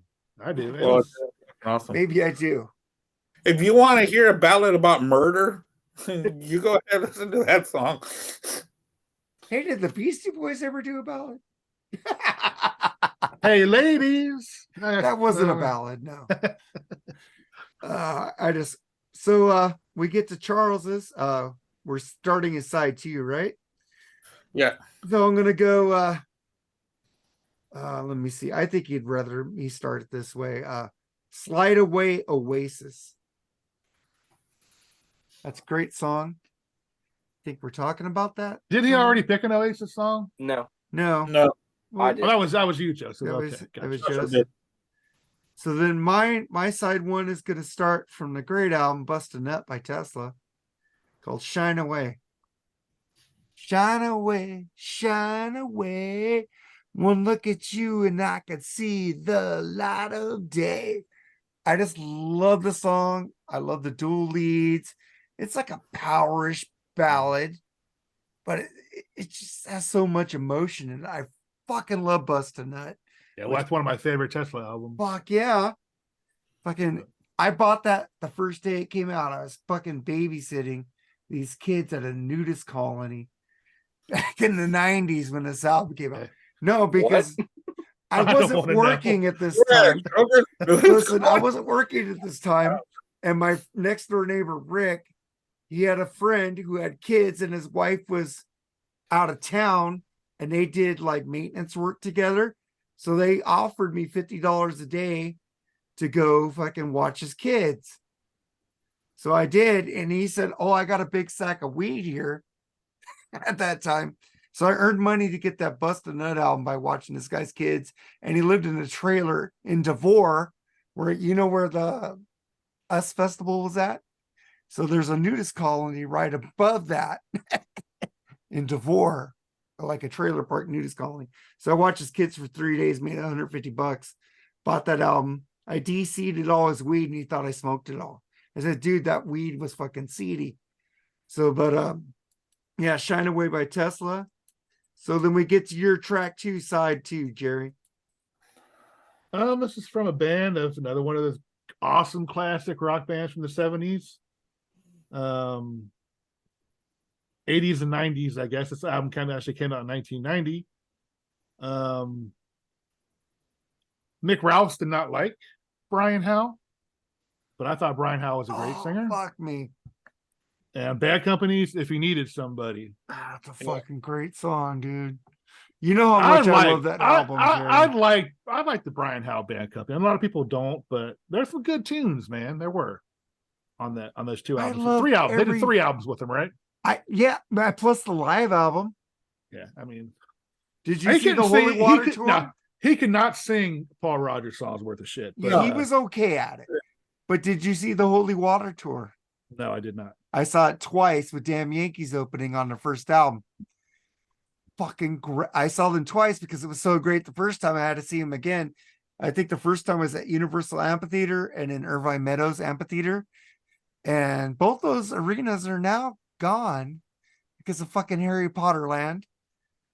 They took away a lot of history with the Universal Amphitheater by fucking putting I love Harry Potter, but fuck, you took away a great fucking venue to watch a show. I saw Tom Petty there, I saw Pat Benatar there, I saw Artist Speedway, I saw Rush there on the Time Machine tour. You fucking destroyed it. Fuck you. Yeah, I remember asking Ralph Vieira one time. I used to live in his neighborhood, and I was asking him about all these places where I went to see concerts in the 80s, 90s just aren't there anymore, dude. It's like, wow. It's like, I wouldn't even recognize South Florida if I went back to it. We still got the LA Forum, dude. If that ever went away, that would be fucking horrible. Because I'm talking that about place smaller. had Zeppelin, The Who, Jimi Hendrix, Rush. They've had so many fucking bands in LA Forum. How the West is One is basically recorded there. So, but where are we at? Joseph, your turn? Yes, but talking about cool venues. So the venue that I just saw Kix's farewell show at last month or 2 months ago now, Meriwether Post Pavilion in Maryland, kind of one of my local venues. It's where I see the M3 Rock Festival every year. Not only was that where Jackson Browne recorded most of the Running on Empty I album, love that fucking album. including the song Running on Empty was recorded at that show. Shit. But that is also the only venue where Led Zeppelin and The Who ever played a concert together. Oh, wow. It was the one time Led Zeppelin opened for The Who and then got thrown off the tour. It was that show. So that's the only venue that they ever played together on the same night. That's awesome. And so that's my local venue. So it's kind of cool. I see a lot of shows there. That is kind of cool to see that was the venue that Kix did their retirement show. That sold out the place. Was the only venue that Led Zeppelin and The Who ever played together, and that Kix sold it out for their last show. But what's cool, the only thing I think left on the Sunset Strip right now is fucking the Rainbow, yeah, the Roxy, pretty much, and fucking the Whiskey. Yeah. And you could go down to West Hollywood. You got the Troubadour still there at least, but Gazzari's is gone. It's like all the like killer clubs that all these bands started on the Sunset Strip. And Tower Records is gone. Even Yeah, when I come out there, dude, you're gonna show me around that area, aren't you? Well, I'll show you where everything was. I remember it, dude. Show them the empty lots. lots. A lot of them are still there, though. You know what the first thing I did when I got a car when I turned 18? What do you think the first thing I did was? Go to the Strip. Went down the Strip. I went Sunset Strip. And where's the first place I stopped? The Whiskey. No. Rainbow. Tower Records. Oh, Tower Records, yeah. That's the only place you could get into. Tower Records, Hollywood. Best selection of fucking imports. The Tower Records I had here in West Covina didn't. It didn't. The one in Hollywood had special editions and shit. It was like amazing. I found the version of Metallica on a CD single from the Black Album, dude, Stone Cold Crazy, that I couldn't find anywhere because I love fucking Metallica's version of Stone Cold Crazy. Found that Tower Records in Hollywood. You guys are all in big cities, right? Just about. Yeah. Do you guys actually have physical media stores anymore? Oh yeah, I got a lot of them around. Around Rancho and Ontario and Upland, we got Rhino Records, we got Doctor Strange Records, we got a lot of, and I haven't went to them that much. I went to Rhino twice. I got my Genesis Abacab there for $5 on vinyl. I'll say even in my tiny little town, we have a couple record stores. Yeah, I've got about 6 I go to regularly. I got the big box stores and the fucking antique stores. Well, if you go to that one dude that you don't like his political values, you get some good shit there. I got no problem with me. You have the problem with me. I don't have a problem. Well, why don't you go down to this record store, man? I don't know where it's at. I mean, he wouldn't fucking recognize me anyway unless I said who I was. Dude, so. He has so many fucking Japanese imports right now. I'm like, fuck. See, I don't care about that. It's cool if you want that stuff, but I'm good with just the regular. Dude, I have the Cheap Trick, the only Japanese one I got from him with Jason Broderick. I got the Japanese import of Cheap Trick live at Budokan. It sounds way better. It's so much clearer than the original American version of that. It's like Japanese vinyl is amazing. If I had the money, I would replace everything with fucking Japanese vinyl. Yeah, but the problem with that is there's also a lot of really shitty Japanese bootlegs too. Well, I don't want the bootlegs. I want the. But it's hard. Not every album got pressed in Japan. That's the thing. A lot of them, just as many that we had to import here from there, they had to import from us. Yeah. So where are we at? Is it It's my side 2-track 2. Okay. So here's we'll call this one Mark's Revenge. Because he got to this one before I did, and that is "Ordinary World" by Duran Duran. Yes. So that's you getting me back for all the songs that I picked on side one that you wish you picked. I know. You beat me to this one, but yeah, no. Ordinary World. What a freaking track, and Warren Cucurulo's guitar playing on this song is just out freaking standing. And Simon sounds great. The whole band sounds great, but the guitar really sells this song. If you want to hear a fucking great guitarist, the new fucking Duran Duran, Andy Taylor is on fucking almost all these tracks.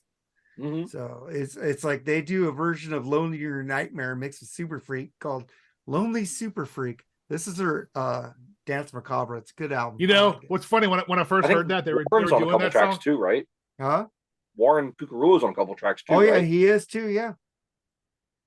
See, when I first heard Go ahead. I first heard the name of that album, I was like, Dance Macabre. I'm like, holy shit, they fucking covered a Ghost song. That's what I was thinking at first. Okay, I was gonna rub it in your face too. But much. the thing Anyway, is, Ghost called herself Dance. They spelled yeah, it I different. get it. I understand it, but when I saw it, I got kind of excited. I was like, I got you, Mark. I fucking got you. He didn't get me. But anyway, yeah. I wouldn't even showed you that song because I played it on the Halloween show. So where are we at, man? My track. Your track. Track 2, side 2. Yeah. Track 2.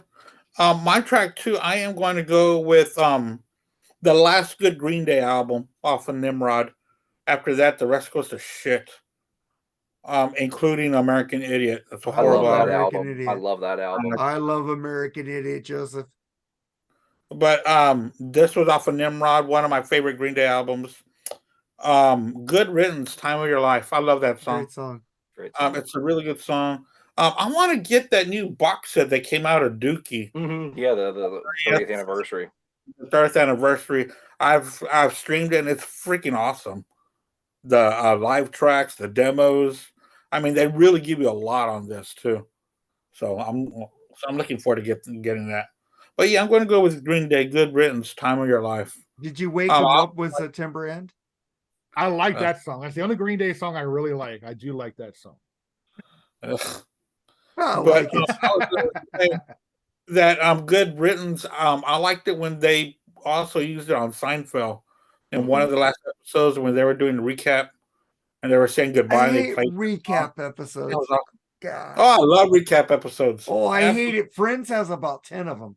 I hate them. That's probably because they couldn't come up with anything. Oh God, they can. Scrubs did the same thing. Same thing. I like Scrubs, man. Scrubs rules, man. So Charles's turn, right? Yeah, Charles. Yeah. So his track 2, side 2 is Tender by Blur. Yeah, he does like There's his I don't know that song, Charles. I'm sorry, and I like Blur. Woohoo! All right, man. Yeah. So then I get to mine from the album Automatic for the People. I love this fucking song. I love Everybody Hurts by REM. I think that's a fucking emotional fucking track. The video is fucking amazing. The way people are stuck in traffic and everybody's just getting out and seeing what the hell's going on. I fucking just love them on cars. That's one video of the year, I think. Yeah, it's a fucking great. If they redid that video nowadays, there'd be people throwing their fucking cell phone down and going out and walking outside. Mm-hmm. Just, I almost picked Man on the Moon, but I couldn't decide if it was a ballad or not. It is a ballad. Then That's a good movie too with Jim Carrey. Yeah, very it's good. one of my honorable mentions. Then, since it's a ballad, then. All right, so I pick Everybody Hurts, and then we get to you, Jerry. Track 3, side 2. I didn't think I was going to go there, but I am. Did I do Charles's? Yeah, you did. Blur. Yeah, Blur. Okay, Blur. Okay, what? Did I fuck that up? Okay, go ahead. I said to myself, I wasn't going to go there, but fuck it, I am going to go there. I really dug this song when it came out. It gets kind of laughed at now and underappreciated because it's an overplayed album. But I fucking love Nothing Else Matters by Metallica, okay? I almost picked it. Fucking love that tune. I don't care what anybody says, dude. I love it too, man. Mm-hmm. Great fucking song. I mean, we know the song. We don't need Elton John said that's the greatest song ever written. Yeah. I mean, I thought it was comparable to Fade to Black and shit like that. It was that good. Yeah. So It was a great album. Like we talked about the album all the time. How it's very underappreciated nowadays. It's almost made fun of in a certain amount of way. You know what I mean? Yeah, It was a great fucking album. But anyway, I went there and I love that song. Nothing else matters. Metallica. Cool. All right, then we get to you, Joseph. Alrighty, so keeping up my theme across this album of songs that make grown men weep, 1916 by Motorhead. Oh, it's a good one. Oh, Lemmy with the emotion, and my God, what amazing, ain't it? Amazing the emotion he puts in that song. Yeah. Absolutely. I never thought about God. that, but you're right. Yeah. What a song. I mean, it's so completely different from anything else they would ever do. Mm-hmm. And it's just so amazing, from Lemmy's vocals through to the drums to the kind of orchestra behind it. Such a great song. Yeah, it wasn't popular with the diehard Motorhead fan, like the Yeah. real hardcore ones, but I enjoyed it. So Yeah, And just hey, it was important to Lemmy. So yeah, true. I don't think Lemmy's ever did a bad album. Just me. no, Motorhead never did a bad album. They never did a bad album. Yeah, Just Motorhead's Lemmy. like AC/DC. You know what you're going to get, and it's going to be good. So. Yeah, but Motorhead kind of went off track a little bit more than AC/DC ever did. You got to give them that. You got to give them that. Well, maybe when Fast Eddie left. I don't think know. Lemmy is Or died, I should say. noted for his songwriting, man. That guy is amazing songwriter. Mhm. Maybe, I don't know. Yeah, okay. I guess there's a little difference. I don't see a big drop off in Yeah. Motorhead sound. Okay, well, All right. What's your track? What is it? 3, Andy? 3. Mhm. It's gonna be a Pro Jam song off the Versus album. Elderly woman, a small town behind a counter. Oh, Nice. I've seen them twice. fuck. And each time I've seen them, that song is just sung from beginning to end, and it is a euphoric feel, man. It's just so good to. It's so awesome when you go to a show and people sing songs that are deep tracks, Mhm. and you thought you were the only person that loved that song, but you're in the middle of thousands of people that feel the same way you do, and you sing it out loud. And it's just one of the greatest feelings. So Pro Jam. Yeah, it was For just me on like last week when I was singing, "Don't tell me you love me. Don't tell me you love me." Night Ranger. I get that, man. But so Charles, man, his track 3 on side 2 is, well, he's kind of going a little, you know where he's gonna go on this, right? Come on. He's a total nut swinger for Oasis. Cast No Shadow. That's 2. ooh, repeats. We Yeah. frown on repeats. I We know. frown on repeats. Charles don't give a shit. There's so between the 5 of us, we've probably mentioned close to 30 different artists here tonight. Yeah. You can't repeat. You can't He's, repeat. oh, well, he might do it again. Oh, come on, Charles. You might do it again. He might do it. I have his list, so And give he's you a not little. even here. And he's not even here for us to give him shit for it. No, what a dick, right? No, he's awesome. But then I get to my track 3, side 2, Aerosmith, amazing. That guitar solo At the end, yeah. at the end is just so fucking good. Yeah. That's so Song good. is like a ballad, but it isn't a ballad. It's like it's rock. It's just a rocking Rock fucking song. song. It's just fucking groove-tastic. Yeah. Like an amazing. It's always been my favorite off that album. That and Eat the Rich. Mhm. Fucking love those songs, man. Oh, I got several songs. Oh, I got several songs. I love that. I got it on vinyl. I got it on CD. Fucking, I don't have that one on vinyl. I got Pump, but I don't have that one. I got Pump too. I got Pump. I got Permanent Vacation. I got Done with Mirrors. Set. Yeah. I got all the. I don't have a music from another dimension because I don't want it. No one does. I don't want it. It's a 9-song album that was bloated. Yeah, But, it was. Yeah, it's horrible. Horrible. Oh my god. Horrible. No, 9 songs on it was good. 9 songs out of 17 or 20 or whatever the fuck it was. Oh, I couldn't find that many at all. So where are you at, Jerry? You're number 4? Mhm. 4, yeah.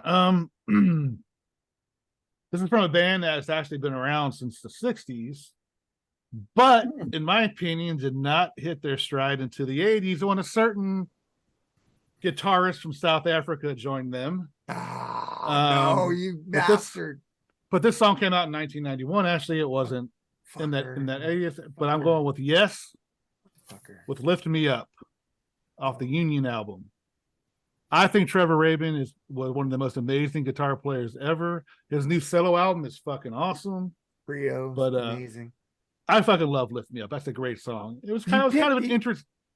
That's kind of an interesting era for Yes. That was kind of a very uncomfortable tour, I heard, because they had. I saw they hated that tour. I saw that tour, but they were amazing. I saw every member of Yes. Well, they were professional, but still they were in the round too. Well, that's pretty good. That album was pretty much just an Anderson, Bruford, Wakeman, and Howe album. It was half and half. No, it was because Trevor was working on something with Chris, and Anderson, Wakeman, and Bruford and Howe were working on. "Lift Me Up" was the Trevor Rabin half. Yeah. Yeah. And what's that? "Miracle of Life" too. That was Trevor. So but they just split it to put it together, like 6 songs from Trevor and 6 songs from Anderson. And then just had John sing on all of them. But Anderson sung on all of them. Yeah. And not only a great guitar player, but what a fucking amazing vocalist Trevor Rabin. Oh yeah. Better than Steve Howe. Yeah, I mean, "Changes" is one of my favorite Yes songs. What a fucking tune. Way better than Steve Howe. Okay, dude. Really, why? You know that I think Howe's better. I didn't know that. I didn't know. Are you kidding me? Me and Jerry agree on Trevor. That's why. I wasn't getting on you, Andy. That's how I feel about Yes. I wasn't trying to. I know you like Steve Howe. Yeah, so he's good. He's a great guitarist. No, but Trevor has that harmony with his guitar. Yeah. I'm talking about this. And I saw him do Starship Trooper on the fucking what's the second album? Fucking Big Generator. I saw that tour too. And they did Starship Trooper. A fucking amazing version, better than Steve Howe could ever play. Of course it was. Or that video. Remember the video they had? I had on VHS, Jerry. What was it? 901. Love Will Find a Way. No, what 90125. Oh, Leave It. No, they had the concert. The concert. Yeah, they did. Oh, 9012 Live. Yeah, that was a fucking. I went to that. That's the first concert I ever seen. That was a great fucking show. And fucking when they do, I seen all good people. All right, we're getting off track here. So that was my number 4 on side 2. Number 4. What's your side 4, side 2, Joseph? All righty. So my track 4, side 2, dipping into a little bit of an R&B groove on this track. Probably in my top 5 Michael Jackson songs ever written, off the Dangerous album, and that is "Give In to Me," featuring an amazing guitar solo from Slash. Michael's vocals on this track are just awesome. It has a great groove to it, but it's a great kind of laid back R&B ballad with some really awesome guitar work in it. All right, man, that's a good pick, man. Then we get to your track 4, Andy. Yeah, my track 4 is going to be the song "Brick" by Ben Folds 5. Love that song. It's a great track. I never heard it, man. It's a sad story, but it's a really good story. I guarantee you heard it. Maybe. But then we get to Charles is what, number 4? Track 4, yep. Yeah, it's like repeat. Rinse, repeat, rinse, repeat, rinse, repeat. Don't Go Away, Oasis. Ooh. 3-peat. And he didn't pick fucking Stone Temple Pilots. Makes no sense. Dude, you fucked up. I know it's your list. I'm not you make your own list. But he's got a song up here you guys might make fun of. But you already made fun of his repeats. So then I get to mine, which is my track 5, right? 4. So that's Bon Jovi, "Bed of Roses." Fucking love that fucking song, man. Lying here down in a bed. This old piano. Love that. Trying hard to capture the. Oh God, I know the lyrics to that song. From the Keep the Faith album, a fucking great album by Bon Jovi. Matter of fact, man. So then we get to your number 3, Jerry. Okay, now we're talking, man. Again, Number three. another What great number am I song. on? What number am I We're on? on number 5 on side Number 2 5. right There now. you go. Yeah. From the great album "Shake Your Moneymaker" by the great fucking Black Crows. Oh, motherfucker. Gotta go with "She Talks to Angels," man. What a fucking groovy, what a great fucking song that is, man. One of my Jerry- favorite songs of all time. Jerry, What? you rule. But Love that was one of my honorable mentions. I didn't think Love of that it. track. Fuck. you're talking about emotion in a song, dude. Listen to that fucking thing, dude. It's still holds out today, man. It sounds as fresh as ever, and it's one of my favorite albums. My top 20 albums, "The Shake Your Moneymaker."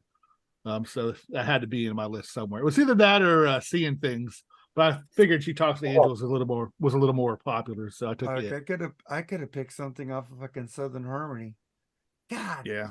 They're coming out with a deluxe version of that. Yeah. I like that. Stop, man. He got the That's Shaker Moneymaker one. "Thorn in My Pride." You would probably pick that one. What a great song Oh, that is. yeah, off I that would- album, I man. would pick One of that my one. pride. Sometimes God. salvation. Oh, that's the one I would have picked. Yeah, I would have what a picked tune. Sometimes Robinson. Salvation. Fuck, I'm gonna change one of Yes, my sir. songs. No, I'm not gonna do it. That is an honorable mention. Sometimes Salvation, which would have been in mine. So, what's your pick, Joseph? Alrighty, so going with a double shot of Slash here, and I'm gonna go with Charles on this one. When I look into your eyes, I can see a love restrained. What a great track, November Rain. It is. It still sounds great live. This is one that Axl could still do live very well. I just saw him a couple months ago. They sounded great on this track. What a great track. I mean, Yeah, well, he doesn't have to. it deserves all the praise it gets. It does. I didn't pick it because I knew Charles would pick it. So I wanted to give other songs. So what's your number 5, track 5 on side 2? For me, I am going to go with another country song. And in fact, it's so funny because we were talking about this, me and Joseph last week, or maybe earlier this week, but Garth Brooks, "The Dance." Oh, you son of a bitch. I love that song. Now you Oh, know you how stole I my felt thunder. during this You whole stole thing my with the, thunder. That with was the my Black track pick. Crows. I almost went with "Unanswered Prayers," but I love "The Dance" more. Yeah, me too. It's such a I great just track. love "The Dance." Oh, Fucking And I Bushy, didn't think Bushy is like much. kissing you guys Sorry right about now. Yeah, Bushy ain't watching, right? So we get to Charles. Let's see. He picked 9-Armed Def Leppard. 2 steps behind. Yeah, he likes that song. He always liked that song, so I know it's a great song, it is a good tune. but I love If You Ever Needed Someone. So I fucking always. At least it isn't as bad as that "Miss You in a Heartbeat." That's the worst song ever they've done. I like that one too. So Then I get to my track 5, side 2. I'm gonna pick from the Dog Eat Dog album by Warrant, "Bitter Pill." I fucking just love that album. song. It's like Queen, ballady, hard rock, metal, killer bass line. The fucking song just is fucking amazing that nobody fucking listened to back then. I bought it when it first came out. So "Bitter Pill" by Warrant. So we get to your track 6 on side 2, Jerry. Oh man, you're talking about shit that makes you cry, especially if you were a fucking huge fan of this band. I remember we'll put it on MTV or VH1, I don't remember what it was, and I saw this what looked like Brian May and what looked like John Deacon and what looked like Oh no, Roger Taylor, and I'm like, who the hell is this singer? Freddie Mercury was so sick doing that video. I didn't even recognize him. It oh so my bad. fucking Lord. I'm talking about "These Are the Days of Our Lives." Oh, not that one. No, I'm done. I know which one you're thinking What of, a but man, song. you talk. It's just a fucking. And he died like 2 days later.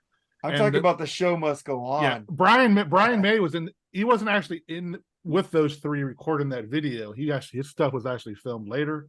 He regretted it so much. He had some other obligation at the time or something. But Yeah, I mean, what a fucking sad song that is. Just watching that video, man, just how sick he was, and how he troopered through recording the last couple albums, which were fucking amazing albums. Innuendo and fucking The Miracle. Mm-hmm. The Miracle, Fucking- no, The Miracle was recorded in the 90s. 80s. It was like the last of the 80s, 89, I Yeah, think. no, I'm just Yeah, no, he but said it the was last. He said the last last two couple albums that albums. he was alive for. Yeah, it was The Miracle, then Innuendo. Yeah. but two fucking great albums, by the way. Yeah. They really were. Breakthrough, yeah, dude. I mean, I still, get a little watered up in the eyes when I hear that song or even watch the video, because Queen was one of my favorite bands, and that was tough, man. I mean, the only bad thing, nothing good about Freddie's death, but the only thing that really pissed me off about that day was poor fucking Eric Carr. Yeah. Eric Carr died first, and he got no recognition later. Kind of like Farrah and Michael died in the same day, right? Yeah. Yep. Farrah Fawcett in the early morning, and Michael later, and Yep. yeah. But yeah. Anyway, I think that's the appropriate ending to this album. Great band, a great fucking song, man. Yeah, I would have Queen picked. is the days of our lives. Yeah, I'm glad you didn't pick Innuendo or The Show Must Go On. Because I didn't pick them. Fuck, that reminded me of those songs. That fucking album rules. Mhm. Fucking The Miracle ruled. I still have my original Miracle CD that I bought when it came out. Fucking since that bitch and fucking I had this roommate who took my CDs and sold most of them that I had back then. But then we get to yours, your track 6 on side 2, just Like Andy said when Andy just said it, one of the greatest songs of all time, Garth Brooks' The Dance.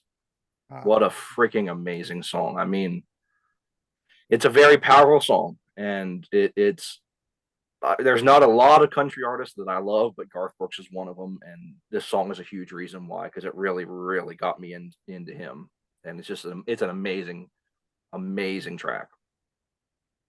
Shout out to Garth, man. I love that. Good job, guys. With that. Yeah, but the first time I heard him was of course what's I Got Friends in Low Places. Friends in God, I Low love it. Places. Yeah. Yeah, it's really good. all right. So we get to your last track on side 2, Andy. Yeah, I didn't know. I wanted to use Boyz II Men, but I also wanted to use Mariah Carey.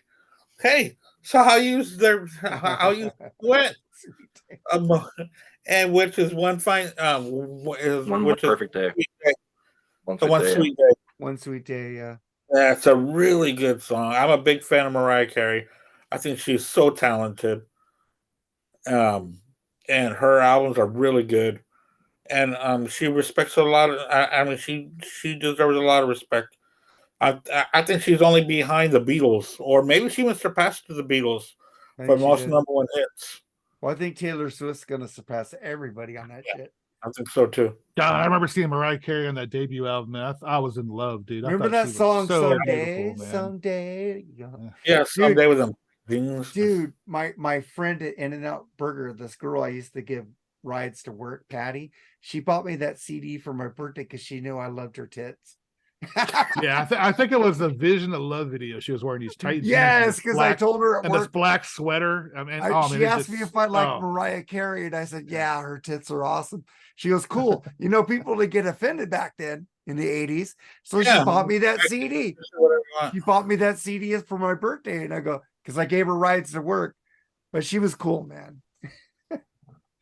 But then we end it with Charles. He picks Michael Jackson, You Are Not Alone. Nice track. Charles, I would have liked to have heard more than Oasis on your list. Just saying, man, because you have a broad taste in music. Just would have been cool to hear you put in some Stone Temple Pilots, because I know you love them. But then I'm going to end this with one of my favorite albums by this band from the 90s called Roll the Bones. There was 2 tracks I could have picked off this album. Bravado. No, I didn't pick that. I picked Ghost of a Chance. Nice. These songs are so poignant by Neil Peart. It's about the way you live your life, the way you could find love, the way you can't find love. It's like this guy was a poet, And this song, people don't like this era of Rush too much.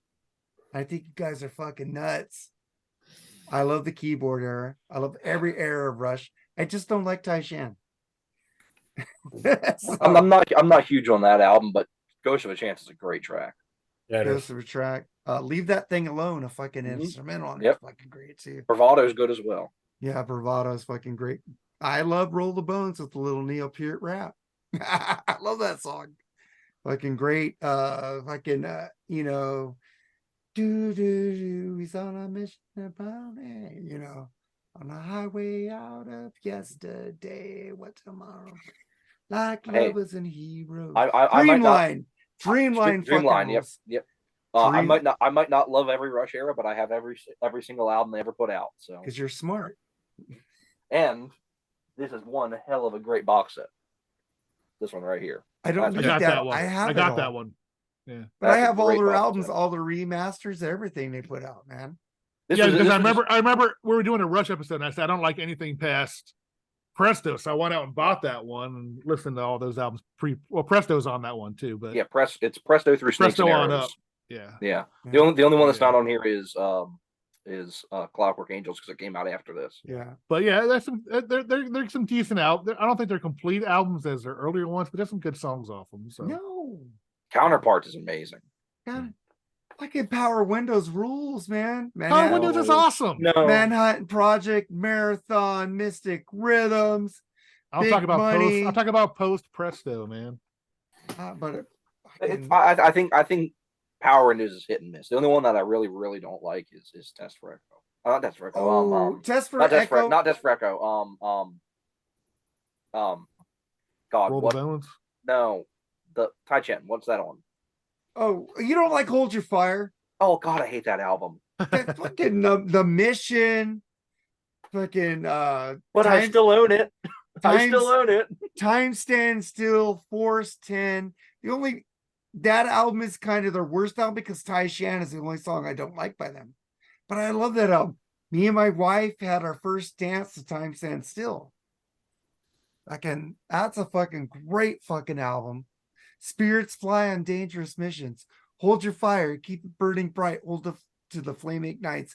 A spirit with a vision is a dream with a mission. God damn, those lyrics are. Listen to the lyrics and just cut out the keyboards in your mind. Read the fucking lyrics to that album. But the songs aren't all lyrics. There's music there, and the music is not great. I love the music though. Just try to listen to it and think of the keyboards aren't there. It's great. Music doesn't work like that. Listen, I'm a Kiss fan right now. I'm gonna tell you I'm a Kiss fan because that was the first concert I ever saw by them was the Hold Your Fire, 1987. So it might have I was groomed by Rush with that album at 17. I'm just saying that show was fucking amazing. Tommy Shaw opened on the Ambition tour at the LA Forum. Great fucking I love Hold Your Fire. So does my wife. So but man, that was our episode, Jerry. What did we just do, man? We did our favorite ballads of the 90s, where I have 4 honorable I was mentions. gonna say, yeah, I have wanna some honorable say. Yeah, mentions. well, that's why I wanted Jerry to end it with the stuff. Yeah. I'm gonna go with The Pass from Rush. Speaking of Rush, on Presto. Great song. I'm gonna go with Heartbreak Station from Cinderella. Great one. Ugh. Show Me the Way, Styx. I knew that was gonna be on there. You knew that one. And I'm gonna go, and this is a kind of an off the wall pick for me, but it's a beautiful song. Take a Bow by Madonna. Nice. That's a great one. That's a good one. Yeah. I almost put Madonna's "This Used to Be My Playground." Love that Oh, song that's a too. good one, one too. Yeah. Charles don't like Madonna. I don't know what's So wrong. I have quite a few. As I was saying to in our group chat earlier this week, I had to cut a lot of songs off this list. So some of my honorable mentions include a song written by Prince but not recorded originally by Prince, except one of his side projects that was never released, and that is "Nothing Compares to You" from Sinead O'Connor. Was that 80s though? No, that was 90s. That was 90s. Was it? Yeah, it was like 90, 91, I think. Oh, I love that song. I love her better than all the others that they did. Yeah, definitely. Definitely. Dude, Chris Cornell's version of that was fucking amazing too. It Chris is good. Cornell It can is sing the good. phone book. You know what sucks? I just remembered that should have been in my top 11. You Another two, one. You Two, One Love. No, bye. One. So another one that's written and performed by Prince from the Diamonds and Pearls albums, Money Don't Matter Tonight. That's a great one. Warrant, I Saw Red. Good one. Zombie by the Cranberries. Ooh, good one. That's a good one. Don't Speak by No Doubt. Oh. Yeah. Lightning Gwen was Crashes cool. by Live. Oh, Lightning Oh, I Crashes. love that Great song. Yes, good one. Hey, Charles hates live. Hey, they're local to me. They're from about 20 minutes away from where I live. Yeah, they're from Cool.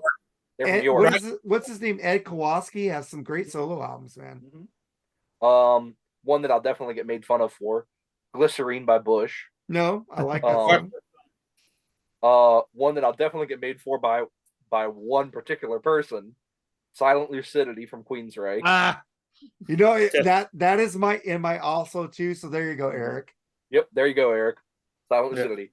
And my last honorable mention, Road to Nowhere by Ozzy. A great one too. Mama and Coming Home too would have been a good one too. Great song. Fuck, that is also my three for Ozzy would have been Mama, I'm Coming Home, Road to Nowhere, and I love See You on the Other Side. I love that song too. Oh yeah, that's a really good track by him. God, I love that song. Andy, did you have any alsos? But what was your pick though, Joseph, for the Ozzy? Which one was it again? Road to Nowhere. Road to Nowhere. Good song. Andy, you have any honorable mentions? Yeah, I do have some honorable mentions. I was like I said before, I love Janet Jackson, and she had the album Janet, and she had the song Again on there. That's an awesome song. It is so good. So I didn't, and the next one I didn't want to say this because I've talked about it already several times. I've already gushed over it, but Eric Clapton's Tears in Heaven. Great song. I've said how much I love that Unplugged album by him, and a couple of ones I did take off. Oh golly, I cannot believe I forgot this one. But when I moved to Houston in '99, I would listen to the radio and learn the freeways here. I would just go and get lost and learn these freeways, massive freeways. And in '99, this song was huge. Coldplay, Yellow. I love that song. That's when Coldplay was good. Parachutes album. I like the first three Coldplay albums, and that's it. Yeah. So that's about all for me. I'm surprised because I thought I had more, but that's good. Three honorable mentions. I have to make a correction. The Presto came out in '89. Yeah. I thought it was 90. That's why I so didn't pick any stand Prestos. corrected. Yeah, there you go. I picked Roll the Bones from Roll the Bones album. Good thing I picked it as an honorable mention. That's cool. Yeah. So see that was what I was battling with Garth Brooks' The Dance. That album came out in '89, but The Dance wasn't released as a single until 1990. Yeah. So it didn't hit the charts till '90. Well, wait a second now. When did The Past come out? Maybe Was it released as a single? Yeah, it was. Yeah. Go ahead that with was you guys. like I'll the look third it up. single, I think. One that I forgot about that I wanted to mention was Iris by the Goo Goo Dolls. Good one. Yeah. Yeah. Past was released March 1990. All right. It counts. So Sweet. you got it.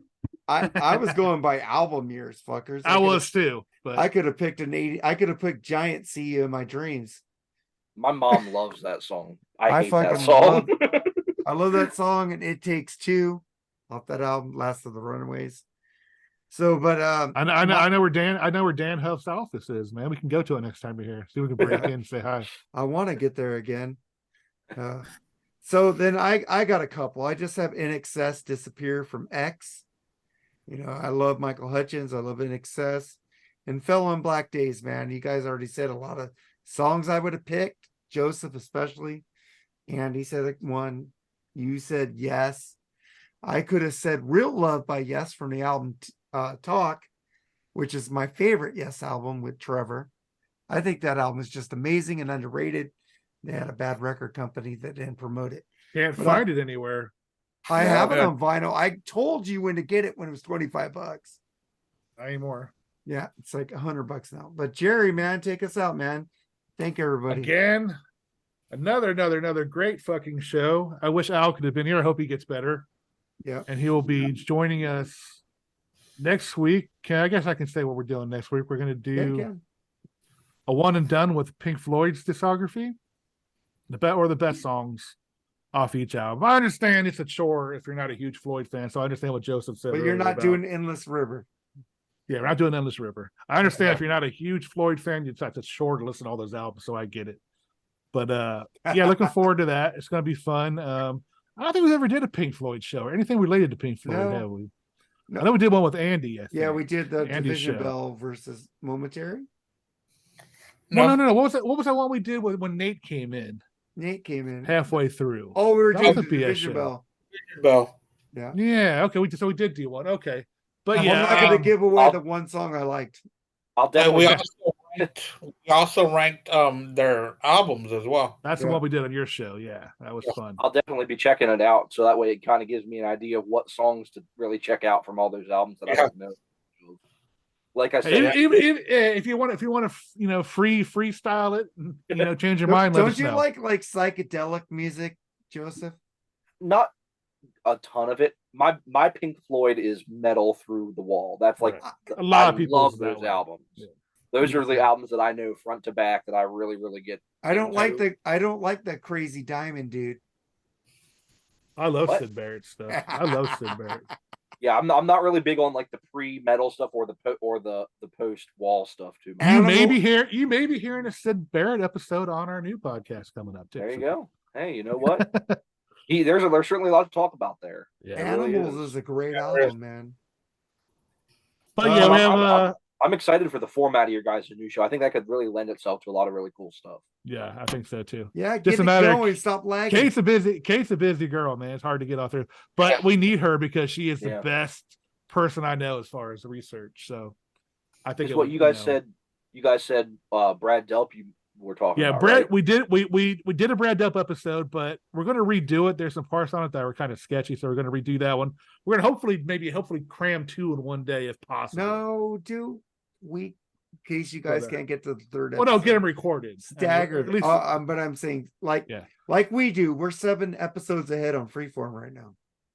But yeah, I mean, I think what we're doing is going to be pretty cool. We're going to have guests on soon as soon as we get our fucking flow. Well, we do get a fucking episode out first anyway. But I keep bugging you, don't I? Yeah, I know. And again, Joseph and Andy, man, Joseph got anything to promote, or what you're going to be up to? As of right now, no, I don't think so. No, you were just on a horror episode of Rock All Over You podcast, which is a great I'm everywhere. I I love this so much. You are everywhere. It's cool. I love having you on. I don't even have to have my own podcast. I'm just on everybody else's podcast, and I love it so much. And I'm still on Blackspinner. I'm on Rock All Over You, and we got to get our wrestling thing. I was going to say, me and Charles still talk about it. It's going to happen. I promise it will happen. I'll finally be on my own show. It's never happened before. Well, I was going to invite you to be on here, but I think Charles would get jealous. Yeah. Andy, you got anything to promote? I know you were on vacation. How was that, by the way? Oh, my vacation was pretty cool. I was able to go see the Allman Brothers house and go to the home of James Brown and go see a statue and go see where he started off as a kid at shows, and also went to the Otis Redding Museum as well. In fact, I did a lot of music related stuff. Well, I went to the Johnny Cash one in Nashville. That was that was fucking awesome. That's pretty awesome. What, did you see what I had behind me here? Me and Jerry took a picture with Johnny Cash, man. God, look at that fat fucker on the left. Jesus. Me? Thanks. No, me. Yeah. I've lost a few more pounds. I've lost a few pounds since then, so I'm working on it. Grow the goatee, man. I got it back, kind of. It's there. You can't see it's dark, but I do have it. So, on Blackspinner, I'm still mulling over some subjects. It's down you guys did Black Sabbath last night. That was pretty cool. Mm-hmm. Yeah. Black Sabbath was fun with Brad and Joseph on there. No, I was jealous you guys were talking about Black Sabbath, so I was like, yeah. But man, and what we got going on our other podcast, me, Jerry, and the star Charles Trainer, Freeform Rock Podcast. Right now, we have an episode that's doing pretty good with Eric Armsby Jordan on it, Ted Nugent, Double Life Donzo. But tomorrow we picked up Jeff Beers, the radical one, and we're taking him on a ride on the highway to hell tomorrow on the Freeform Rock podcast. So check out that episode, man. If you like ACTC, we got the radical one, Jeff Beers, man. He rules. He's rad. He's rad. All right, guys, man. Thank you guys for being on here. Take it easy, take it sleazy, and don't lick yellow snow. Don't eat yellow snow. All right, Andy, I'll be chatting with you on our page and sometime this weekend. Get together here with Kate. Right, sounds great. All right, guys, do that after the show. Let's get the fuck out of here, man. Say goodbye, Jerry. I'm doing a lead to you right now. Later.